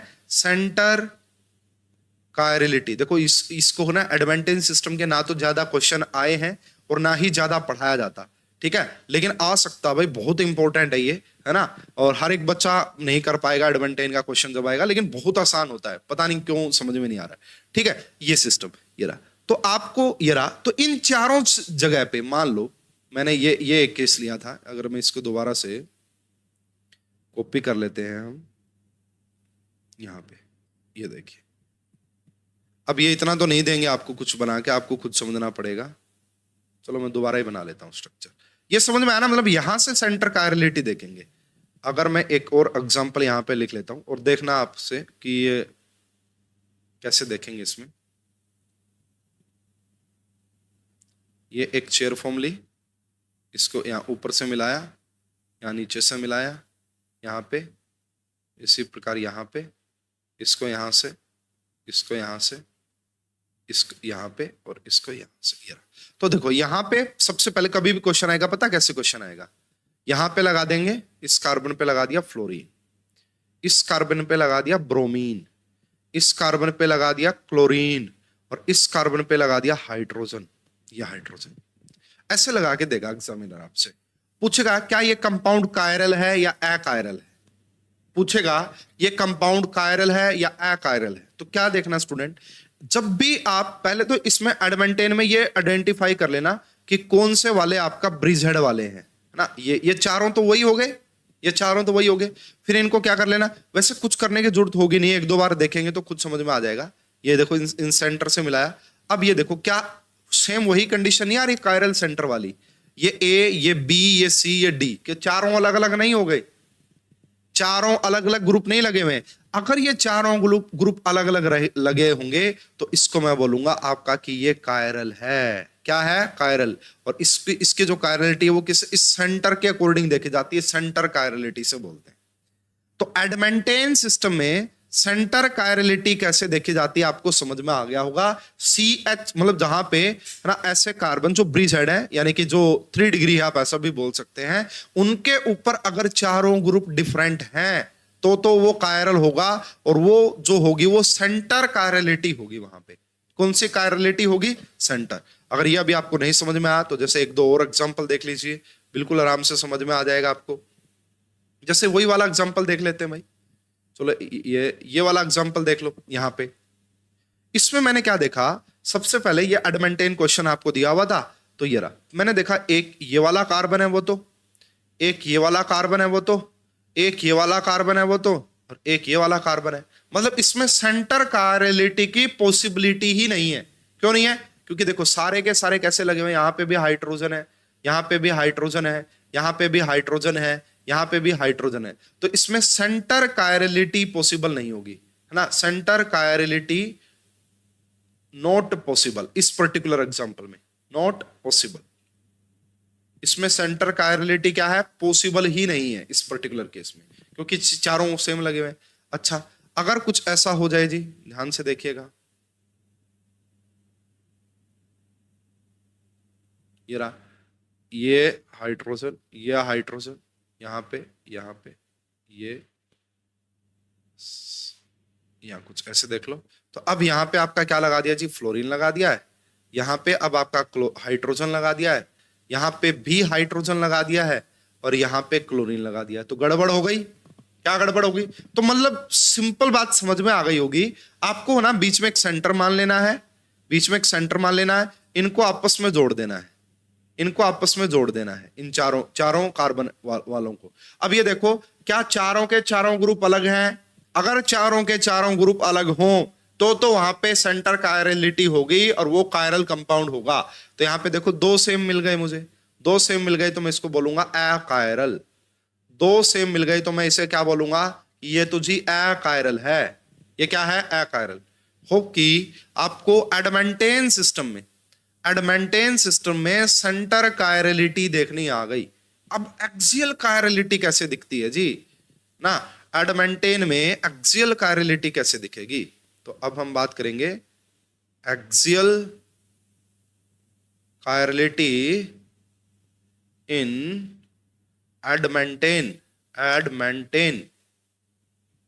एडमेंटेन सिस्टम में एक्सियल कायरलिटी कैसे देखते हैं। बहुत आसान है, ये भी देखना आपका बहुत सिंपल और बहुत आसान है। यहां पे वही भाई पहले एडमेंटेन बना लेते हैं, एक पहली चेयर फॉर्म, यहां पे कुछ इस टाइप से, यहां पे कुछ इस टाइप से, इसको ऊपर की तरफ लेके जाओ, इसको ऊपर की तरफ लेके जाओ, ये रहा, और इसको यहां से मिला दो। तो पहले मैंने क्या किया था, रेड कलर में फोकस किए थे। अब मैं उन ग्रुप को ले रहा हूं जो रेड कलर में नहीं है। ये वाला ग्रुप हो गया एक, एक ये वाला ग्रुप हो गया एक, ये वाला कार्बन जो CH2 है, एक ये CH2 हो गया, एक ये वाला CH2 हो गया, एक ये वाला CH2 हो गया। तो चार कैसे थे वहां पे, देखो टोटल कितने होते हैं यहां पे भाई, टोटल होते हैं 10 कार्बन, टोटल 10 कार्बन। चार तो वो अलग ही हो गए थे जो कि आपका 3 डिग्री थे, 3 डिग्री कार्बन थे, और ये आपका CH2 है, CH2 है ना। इनके ऊपर दो दो हाइड्रोजन प्रेजेंट है, इनके ऊपर क्या क्या प्रेजेंट है स्टूडेंट, दो दो हाइड्रोजन प्रेजेंट है। अब इसमें आपको एक्सियल कायरलिटी कैसे दिखेगी, ये वाला जो दिख रहा है आपका, ये अगर मैं यहां से एक एक्सिस ड्रॉ करता हूं, देखना ध्यान से, यहां से मैंने एक एक्सिस ड्रॉ की, एक मिनट भाई, एक्सिस भी सही नहीं आएगी यहां से क्योंकि एग्जैक्ट एलिमेंट है, ये देखो ये रहा, मतलब यहां पे एक एक्सिस आप ऐसे देख पा रहे होंगे, पूरा ही आ गया भाई, ये तो कोई बात नहीं। तो यहां पे देख लो, अगर मैं इसकी बात करता हूं, इसकी, और इसके सामने वाला ये CH2, इसकी बात करता हूं, ठीक है, तो इसमें आप एक्सियल कायरलिटी देखिए। अब इसमें एक्सियल कायरलिटी है ना, तो आपका एक्सियल कायरलिटी यहां पे आ गई। अब अगर यहां पे इस कार्बन के ऊपर आपका A लगा हुआ है और B लगा हुआ है, इस कार्बन के ऊपर आपका C लगा हुआ है और D लगा हुआ है, C लगा हुआ है और D लगा हुआ है, अगर A not equal to B हो and C not equal to D हो, A not equal to B हो and C not equal to D हो, तो इसको हम क्या बोलेंगे कि ये फिर भाई क्या है, इसके अंदर नो POS, क्या हो जाएगा, नो POS, इसके अंदर कोई POS नहीं है, तो फिर ये कैसा हो जाएगा, कायरल हो जाएगा। क्या हो जाएगा, कायरल। और इसको देख लो, वहां पे किसको पकड़ रहे थे, वहां पे हम अलग, वो सेंटर कायरलिटी अलग तरीके से काम कर रही थी, ये वाली कायरलिटी अलग तरीके से काम कर रही है, ये वाली कायरलिटी अलग तरीके से काम कर रही है। देखो इसमें भी थोड़ा सा ध्यान देना पड़ेगा आपको कि अगर ये फर्स्ट नंबर है, ये सेकंड है, ये थर्ड है, ये फोर्थ है, तो फिफ्थ नंबर पे जाके बारी आ रही है फिफ्थ नंबर वाले की, ठीक है। इसी प्रकार देखो, एक तो ये पेयर बन गया भाई, देखो नंबरिंग ले कर ही लो, यहाँ पे 1 2 3 4 5, इसको 6, इसको 7, इसको 8, इसको 9, और उसको पीछे वाले को 10 बोल दो। तो यहां पे एक पेयर किसका बन गया, 1 और 5 वाले कार्बन को आपने देखा, एक पेयर तो ये बन गया। क्या सिर्फ ये एक ही पेयर बन सकता है, नहीं भाई। देखो अगर मैं अब देखूं इसको 3 को, 3 4 5 6 7, 3 का 7 के साथ भी तो पेयर बन सकता है, 3 का 7 के साथ भी तो पेयर बन सकता है। मतलब देखो ये रहा, अगर मैं एक और एक्सिस ड्रॉ करता हूं ब्लू कलर की, ध्यान से देखिएगा स्टूडेंट, ये थोड़ा सा, ये वाली जो एक्सिस है ना, जो 3 और 7 को मिला रही है, इसके अकॉर्डिंग भी आप एक्सियल कायरलिटी चेक कर सकते हैं, इसके अकॉर्डिंग भी एक्सियल कायरलिटी चेक कर सकते हैं। एक और मैं आपका ड्रॉ कर देता हूं ब्लैक कलर में, किसमें, ब्लैक में। कौन कौन बच गया भाई अब हमारा, एक हमारे पास बच गया 9 नंबर और एक बच गया 10 नंबर, है ना, एक बच गया 9 नंबर और एक बच गया 10 नंबर। अगर मैं यहां से एक एक्सिस डाल देता हूं कुछ इस प्रकार से, ये देखो कुछ ऐसे जाएगी, ये ऐसे, ये सॉरी, इसको आप चाहिए मतलब थोड़ा सा भाई ऐसे ही दिखाना पड़ेगा, इसके अकॉर्डिंग भी आप देख, इनके बीच में भी वही गैप आ रहा है, देखना यहां से 9 के बाद मैं चला, अगर मैं इस 9 को पहला कार्बन मान लेता हूं, देखना पहला कार्बन, पहला, उसके बाद यहां से आप चाहे इसको दूसरा मान लो, इसको तीसरा, इसको फोर्थ और इसको फिफ्थ, समझ में आ रही है ना बात। देखो भाई दोबारा से यहां से चला तो पहला, दूसरा, तीसरा, चौथा, पांचवा, ये तो ज्यादा कॉम्प्लिकेटेड हो जाएगा, ठीक है, ये रहा। तो इस टाइप से आप इसको देख सकते हैं, इस टाइप से आप इनको देख सकते हैं। मतलब एक्सियल कार्लेटी में आपको ये टर्मिनल वाले देखने पड़ेंगे, A not equal to B and C not equal to D. ठीक है, अब जैसे वो क्वेश्चन था, अगर ये समझ में नहीं आया तो कल मैं इसके एग्जांपल्स करवाऊंगा आपको बहुत सारे, तो आपको बिल्कुल अच्छे से और अच्छे से क्लियरिटी मिल जाएगी इसमें, बिल्कुल अच्छे से क्लियरिटी मिल जाएगी इसमें, एग्जांपल जब डिस्कस करेंगे इसके। जैसे ये एक क्वेश्चन था यहाँ पे, तो इसमें मैंने बताया सेंटर कायरलिटी की कोई पॉसिबिलिटी नहीं है, इसमें आपका सेंटर कायरलिटी की कोई पॉसिबिलिटी नहीं है, बट एक्सियल कायरलिटी की पॉसिबिलिटी हो सकती थी, A not equal to B, but इसका बाकी जो भी पेयर बनेगा, चाहे कौन सा ही बने, यहाँ पे मैं कौन से ही पेयर की बात कर रहा हूं, तो यहाँ पे अगर कौन सा भी अगर आप पेयर देखेंगे, है ही नहीं कोई, सी नॉट इक्वल टू डी है ही नहीं कोई, सारे के सारे हाइड्रोजन है, सारे के सारे हाइड्रोजन है। तो ना तो इस पर्टिकुलर एग्जांपल में सेंटर कायरलिटी, ना ही इस एग्जांपल में एक्सियल कायरलिटी भी नहीं है, एक्सियल कायरलिटी। और इसीलिए तो मैंने इसको क्या बोला है कि ये अकायरल होगा, इसीलिए तो मैंने क्या बोला है कि ये मॉलिक्यूल अकायरल होगा, क्योंकि एडमेंटेन सिस्टम में दो टाइप की कायरलिटी पॉसिबल हो सकती है, centre chirality and axial chirality. यहां पे दोनों एब्सेंट है। और कैसे देखनी है भाई, देखो सेंटर वाली तो मेरे हिसाब से बिल्कुल आपको क्लियर हो गई होगी, एक्सियल वाली क्लियरिटी भी मैंने आपको थोड़ा सा समझाने की कोशिश की है कि आपको टर्मिनल पोजीशन चेक करनी पड़ेगी, तब आप इसको अच्छे से बता पाएंगे। ठीक है, टर्मिनल पोजीशन चेक करनी पड़ेगी, तो आप इसको अच्छे से बता पाएंगे। जब आप क्वेश्चन देखेंगे, जब आपके सामने क्वेश्चन आएगा, तो एकदम से आपको समझ में आ जाएगा हाँ कि कैसे देखनी है, कैसे देखनी है, एकदम से समझ में आ जाएगा। इसके ऊपर मैं और आपको कल अच्छी प्रैक्टिस करवा दूंगा, अच्छे क्वेश्चंस इसके ऊपर मैं आपको करवा दूंगा कल।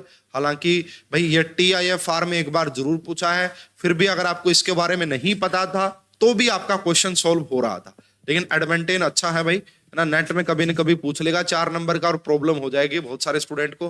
तो इसका RS नोमेनक्लेचर भी बन सकता है भाई, अगर ये कायरल बनता तो RS नोमेनक्लेचर भी पॉसिबल हो सकता है इसका। तो वो मैं क्वेश्चंस आपको करवाऊंगा नेक्स्ट क्लास में, फिलहाल आपको ये समझ में आए। तो भाई एक्सियल कायरलिटी के मैंने आपको 4 केस पढ़ा दिए हैं, बाइफिनाइल सिस्टम, एडवांटेन सिस्टम, एंड उसके बाद आपका स्पायरो सिस्टम, अलीन सिस्टम, एलिन और स्पायरो का मिक्सचर। आओ अब बहुत सारे क्वेश्चन डिस्कस करते हैं प्रीवियस ईयर। सबसे पहला क्वेश्चन देखिए, जैम 2020 में आपसे क्वेश्चन पूछा था, जैम 2020 में MSQ टाइप का क्वेश्चन। किस टाइप का क्वेश्चन था? MSQ टाइप का क्वेश्चन। अकायरल स्टीरियो आइसोमर्स, बताओ अकायरल कौन कौन है इनमें से, बताओ अकायरल कौन कौन से। मैंने देखा 1 और 2 डबल बॉन्ड, मिथाइल और हाइड्रोजन, मिथाइल और hydrogen, A not equal to B, C not equal to D। इसका मतलब ये पक्का कायरल है, ये पक्का कायरल है। ठीक है जी, ये कायरल, तो ये हमारा आंसर नहीं होगा। आपसे क्वेश्चन में अकायरल पूछा है, ये हमारा आंसर नहीं होगा। इसमें बाइफिनाइल सिस्टम में ब्रोमीन काफी बल्की होता है, ब्रोमीन काफी बल्की है ना, तो वही हो गया A not equal to B। ये परपेंडिकुलर है, जैसे दिख रहा है वैसा नहीं है, है ना, बल्कि ग्रुप लगे हुए ऑर्थो पोजीशन पे, बल्कि ग्रुप है तो ये परपेंडिकुलर चले गए एक दूसरे से। A not equal to B, C not equal to D, तो ये भी पक्का कायरल हो गया भाई, ये भी पक्का कायरल। और पहले दोनों में कौन सी कायरलिटी है? एक्सियल कायरलिटी है। ठीक है, अब मैंने देखा भाई ये भी कायरल है, ये भी कायरल कार्बन है, ये भी कायरल कार्बन है, तो तीनों कायरल कार्बन हो गए। और इसके अंदर इन दोनों को, हाइड्रोजन और OH को कंटेन करते हुए एक POS भी है, प्लेन ऑफ सिमेट्री भी है। इसका मतलब ये तो मीजो कंपाउंड है, इसका मतलब ये तो मीजो कंपाउंड है ना स्टूडेंट। आगे जाके मैं ना आपको इसको फिशर में कन्वर्ट करना भी सिखाऊंगा, कि ये जो आप देख पा रहे हैं ना फिलहाल यहाँ पे, ये वाला रिप्रेजेंटेशन, वेस्टेज रिप्रेजेंटेशन बोल सकते हैं इसको, तो इसको फिशर में आप कैसे कन्वर्ट कर सकते हैं वो भी मैं आपको सिखाऊंगा नेक्स्ट क्लास में। ठीक है, तो फिलहाल ये क्या हो गया, मीजो। सेम देखो, ये वाला भी कायरल है, ये वाला भी कायरल है, और यहाँ पे भी आपको एक POS नजर आ रही है। अगर POS नजर आ रही है तो ये भी मीजो हो गया। और स्टूडेंट मीजो कैसे होते हैं, मीजो कैसे होते हैं? अकायरल। मीजो कैसे होते हैं? मीजो कैसे होते हैं? अकायरल। तो क्वेश्चन का करेक्ट आंसर क्या आ जाएगा? C and D। क्वेश्चन का करेक्ट आंसर क्या आ जाएगा? C and D is the correct answer. Next question देखिएगा, ये क्वेश्चन जैम 2014 के अंदर पूछा गया था, है ना। One among the flowing molecule is chiral, इनमें से कौन सा कायरल होगा? तो 1 और 2 double bond, but C equal to D हो गया।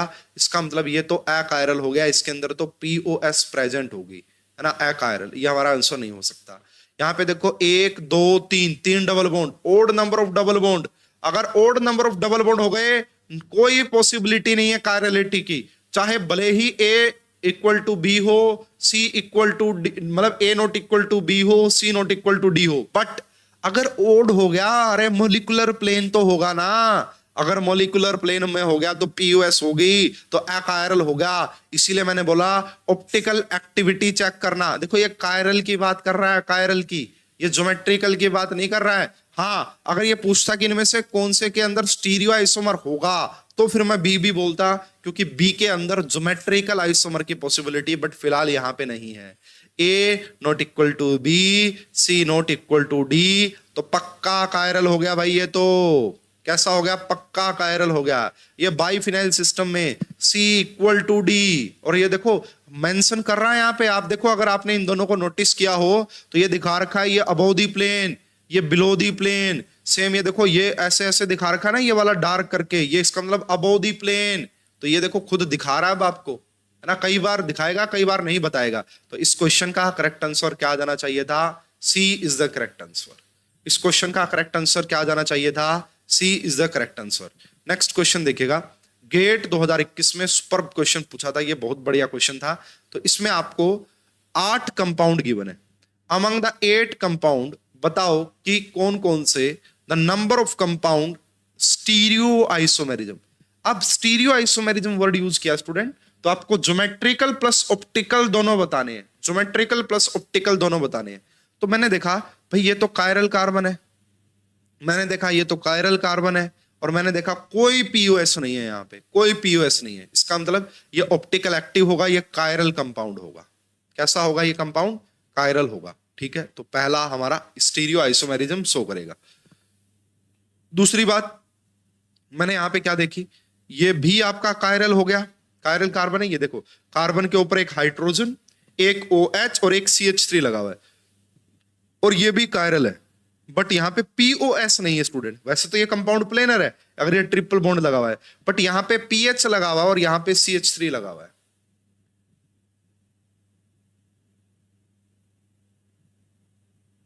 ठीक है, यहां पे PH और क्या लगा हुआ है? ये लगा हुआ है। तो इसका मतलब ये भी आपका कैसा हो गया? कायरल, क्योंकि इसमें POS प्रेजेंट नहीं है, मीजो कंपाउंड नहीं बनेगा, ये भी कायरल होगा। ठीक है, अगर आपको एक बार ये तीसरा समझ में नहीं आ रहा, इसको स्किप करते हैं। ये देखो, ये स्पायरो सिस्टम हो गया, A not equal to B, C not equal to D. Same example मैं आपको बता चुका हूं, ये ऐसा दिख रहा है, ऐसा नहीं होता।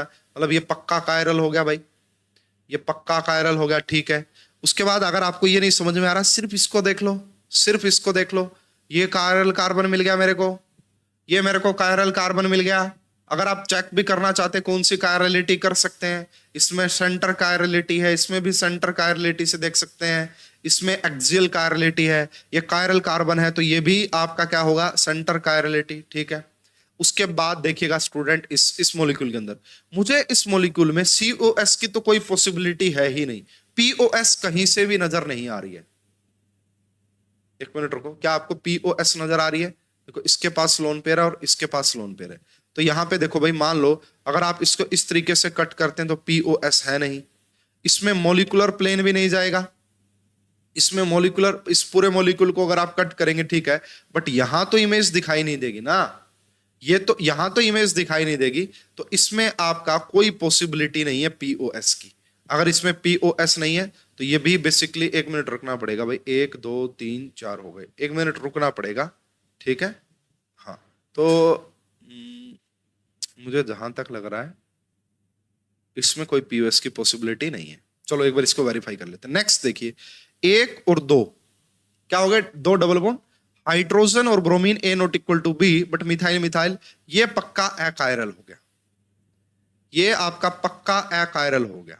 क्यों? क्योंकि C इक्वल टू D हो गया। ठीक है, अब ये देखो सब्स्टिट्यूटेड साइक्लोअल्केन, एक बार इसको ऊपर रखो दोनों को तो सिस बन जाएगा, एक को ऊपर और एक को नीचे, यानी कि ये आपका क्या है? ये आपका ज्योमेट्रिकल शो करेगा। अगर ये ज्योमेट्रिकल शो करेगा तो इसका मतलब स्टीरियो आइसोमेरिज्म में काउंट होगा, क्योंकि मैंने आपको बोला स्टीरियो वर्ड कहीं पे आ गया ना, स्टीरियो आइसोमेरिज्म मतलब आपको ज्योमेट्रिकल भी देखने, तो ये भी कायरल टाइप से आप बोल सकते हैं, स्टीरियो आइसोमर बोल सकते हैं। ठीक है, तो अब देखो 1 2 3 4 5 5 आ गए। अब इन दोनों की बात करते हैं कि ये कायरल होंगे या फिर नहीं होंगे। इसमें जहां तक मुझे पॉसिबिलिटी लग रही है, 1 मिनट वेरीफाई कर लेंगे भाई, साथ के साथ में हमारा डाटा से वेरिफिकेशन बड़ा जरूरी है। यस, तो तो इसमें आप देखिए, इनमें इस क्वेश्चन का जो करेक्ट आंसर दिया गया दैट इज 6, कि यहां पे 6 कंपाउंड ऐसे हैं 8 में से जो कि आपका क्या शो कर रहे हैं, स्टीरियो आइसोमेरिज्म शो कर रहे हैं। तो 6 में से 5 तो मैं बता चुका हूं, 1 2 3 4 और एक 5, ये पक्का अकायरल हो गया। इन दोनों में से एक कायरल होगा और एक अकायरल। तो इसमें मैंने जैसा कि बताया पीओएस आपको मिलेगी नहीं अगर आप देखेंगे तो। अगर इसमें पीओएस नहीं है तो ये फिर आपका कायरल की कैटेगरी में चला जाएगा, ये कायरल की कैटेगरी में चला जाएगा। और इसके अंदर अगर आप देखेंगे, इसको कंटेन करता हुआ एंड यहां से इसको कंटेन करता हुआ एक ऐसा प्लेन होगा जो इसकी इमेज यहां दिखाएगा, इसको भी हाफ हाफ कट कर देगा, इसकी इमेज यहां दिखाएगा ना। तो यानी कि हमें यहां पे भी एक प्लेन मिल जाएगा, यहां पे हमें एक प्लेन मिल जाएगा। तो यहां पे किसकी पॉसिबिलिटी है, तो यहां पे इनमें से देख लो भाई, ये कायरल हो गया। इनमें से एक में मुझे गड़बड़ लग रही है। 1 मिनट, इसको वेरीफाई करना पड़ेगा भाई। 1 मिनट के लिए आप मुझे समय दीजिए, मैं इसको वेरीफाई कर लेता हूं कि मैं जो बता रहा हूं वो सही बता रहा हूं या नहीं बता रहा हूं। 1 मिनट के लिए, कई बार थोड़ी सी इसमें कंफ्यूजन हो जाती है। चलो कोई नहीं, कल इसको देख लेते हैं, कल देख लेते हैं। आप एक बार ट्राई करना इन दोनों में, इसमें और इसमें से कौन सा अकायरल होगा। इनमें से एक कायरल होगा और एक अकायरल होगा। तो मुझे थोड़ा सा इन दोनों में ही कंफ्यूजन हो रहा है। हो सकता है कि इसमें देखो एक ऐसी पीओएस आ जाए, लेकिन वो एक बार थोड़ा सा देखना पड़ेगा, चेक करना पड़ेगा इसको। इन दोनों में से एक कायरल होगा और एक कायरल। टोटल इसका करेक्ट आंसर आएगा दैट इज 6। टोटल क्या आएगा, 6 इसका करेक्ट आंसर आएगा। 5 मैंने आपको बता दिए हैं, इनमें से एक और आपको कायरल मिल जाएगा। बाकी हम देखते हैं नेक्स्ट क्वेश्चन। तो बाकी के क्वेश्चन हम कल ट्राई करते हैं भाई। एक्सियल कायरलिटी के बहुत सारे क्वेश्चंस हैं। ये गेट 2019 में पूछा था, है ना। ये गेट 2018 में पूछा था, ये गेट 2016 में पूछा था। ये सारे क्वेश्चन आप प्रैक्टिस करना। ये सीएसआर नेट दिसंबर 2017 में पूछा था। तो ये सारे क्वेश्चंस आप एक बार ट्राई करके आना, तो कल हम इनका डिस्कशन करेंगे डिटेल में। तो कुछ इसमें प्रीवियस ईयर क्वेश्चन है और कुछ अच्छे एमसीक्यूज हैं जो कि आपको फ्यूचर पॉइंट ऑफ व्यू से बड़े काम में आ सकते हैं। तो इनकी आप प्रैक्टिस करके आइएगा। बाकी का डिस्कशन हम करेंगे कल की क्लास में। तो ये हमारा भाई एक्सियल कायरलिटी मैंने पढ़ा दिया है। एडमेंटेन में 2 चीजें हम कल अच्छे से चेक कर लेंगे, एक ये वाला सिस्टम और एक वो, ठीक है। तो इसको एक अच्छे से आप रिवाइज करके आइए।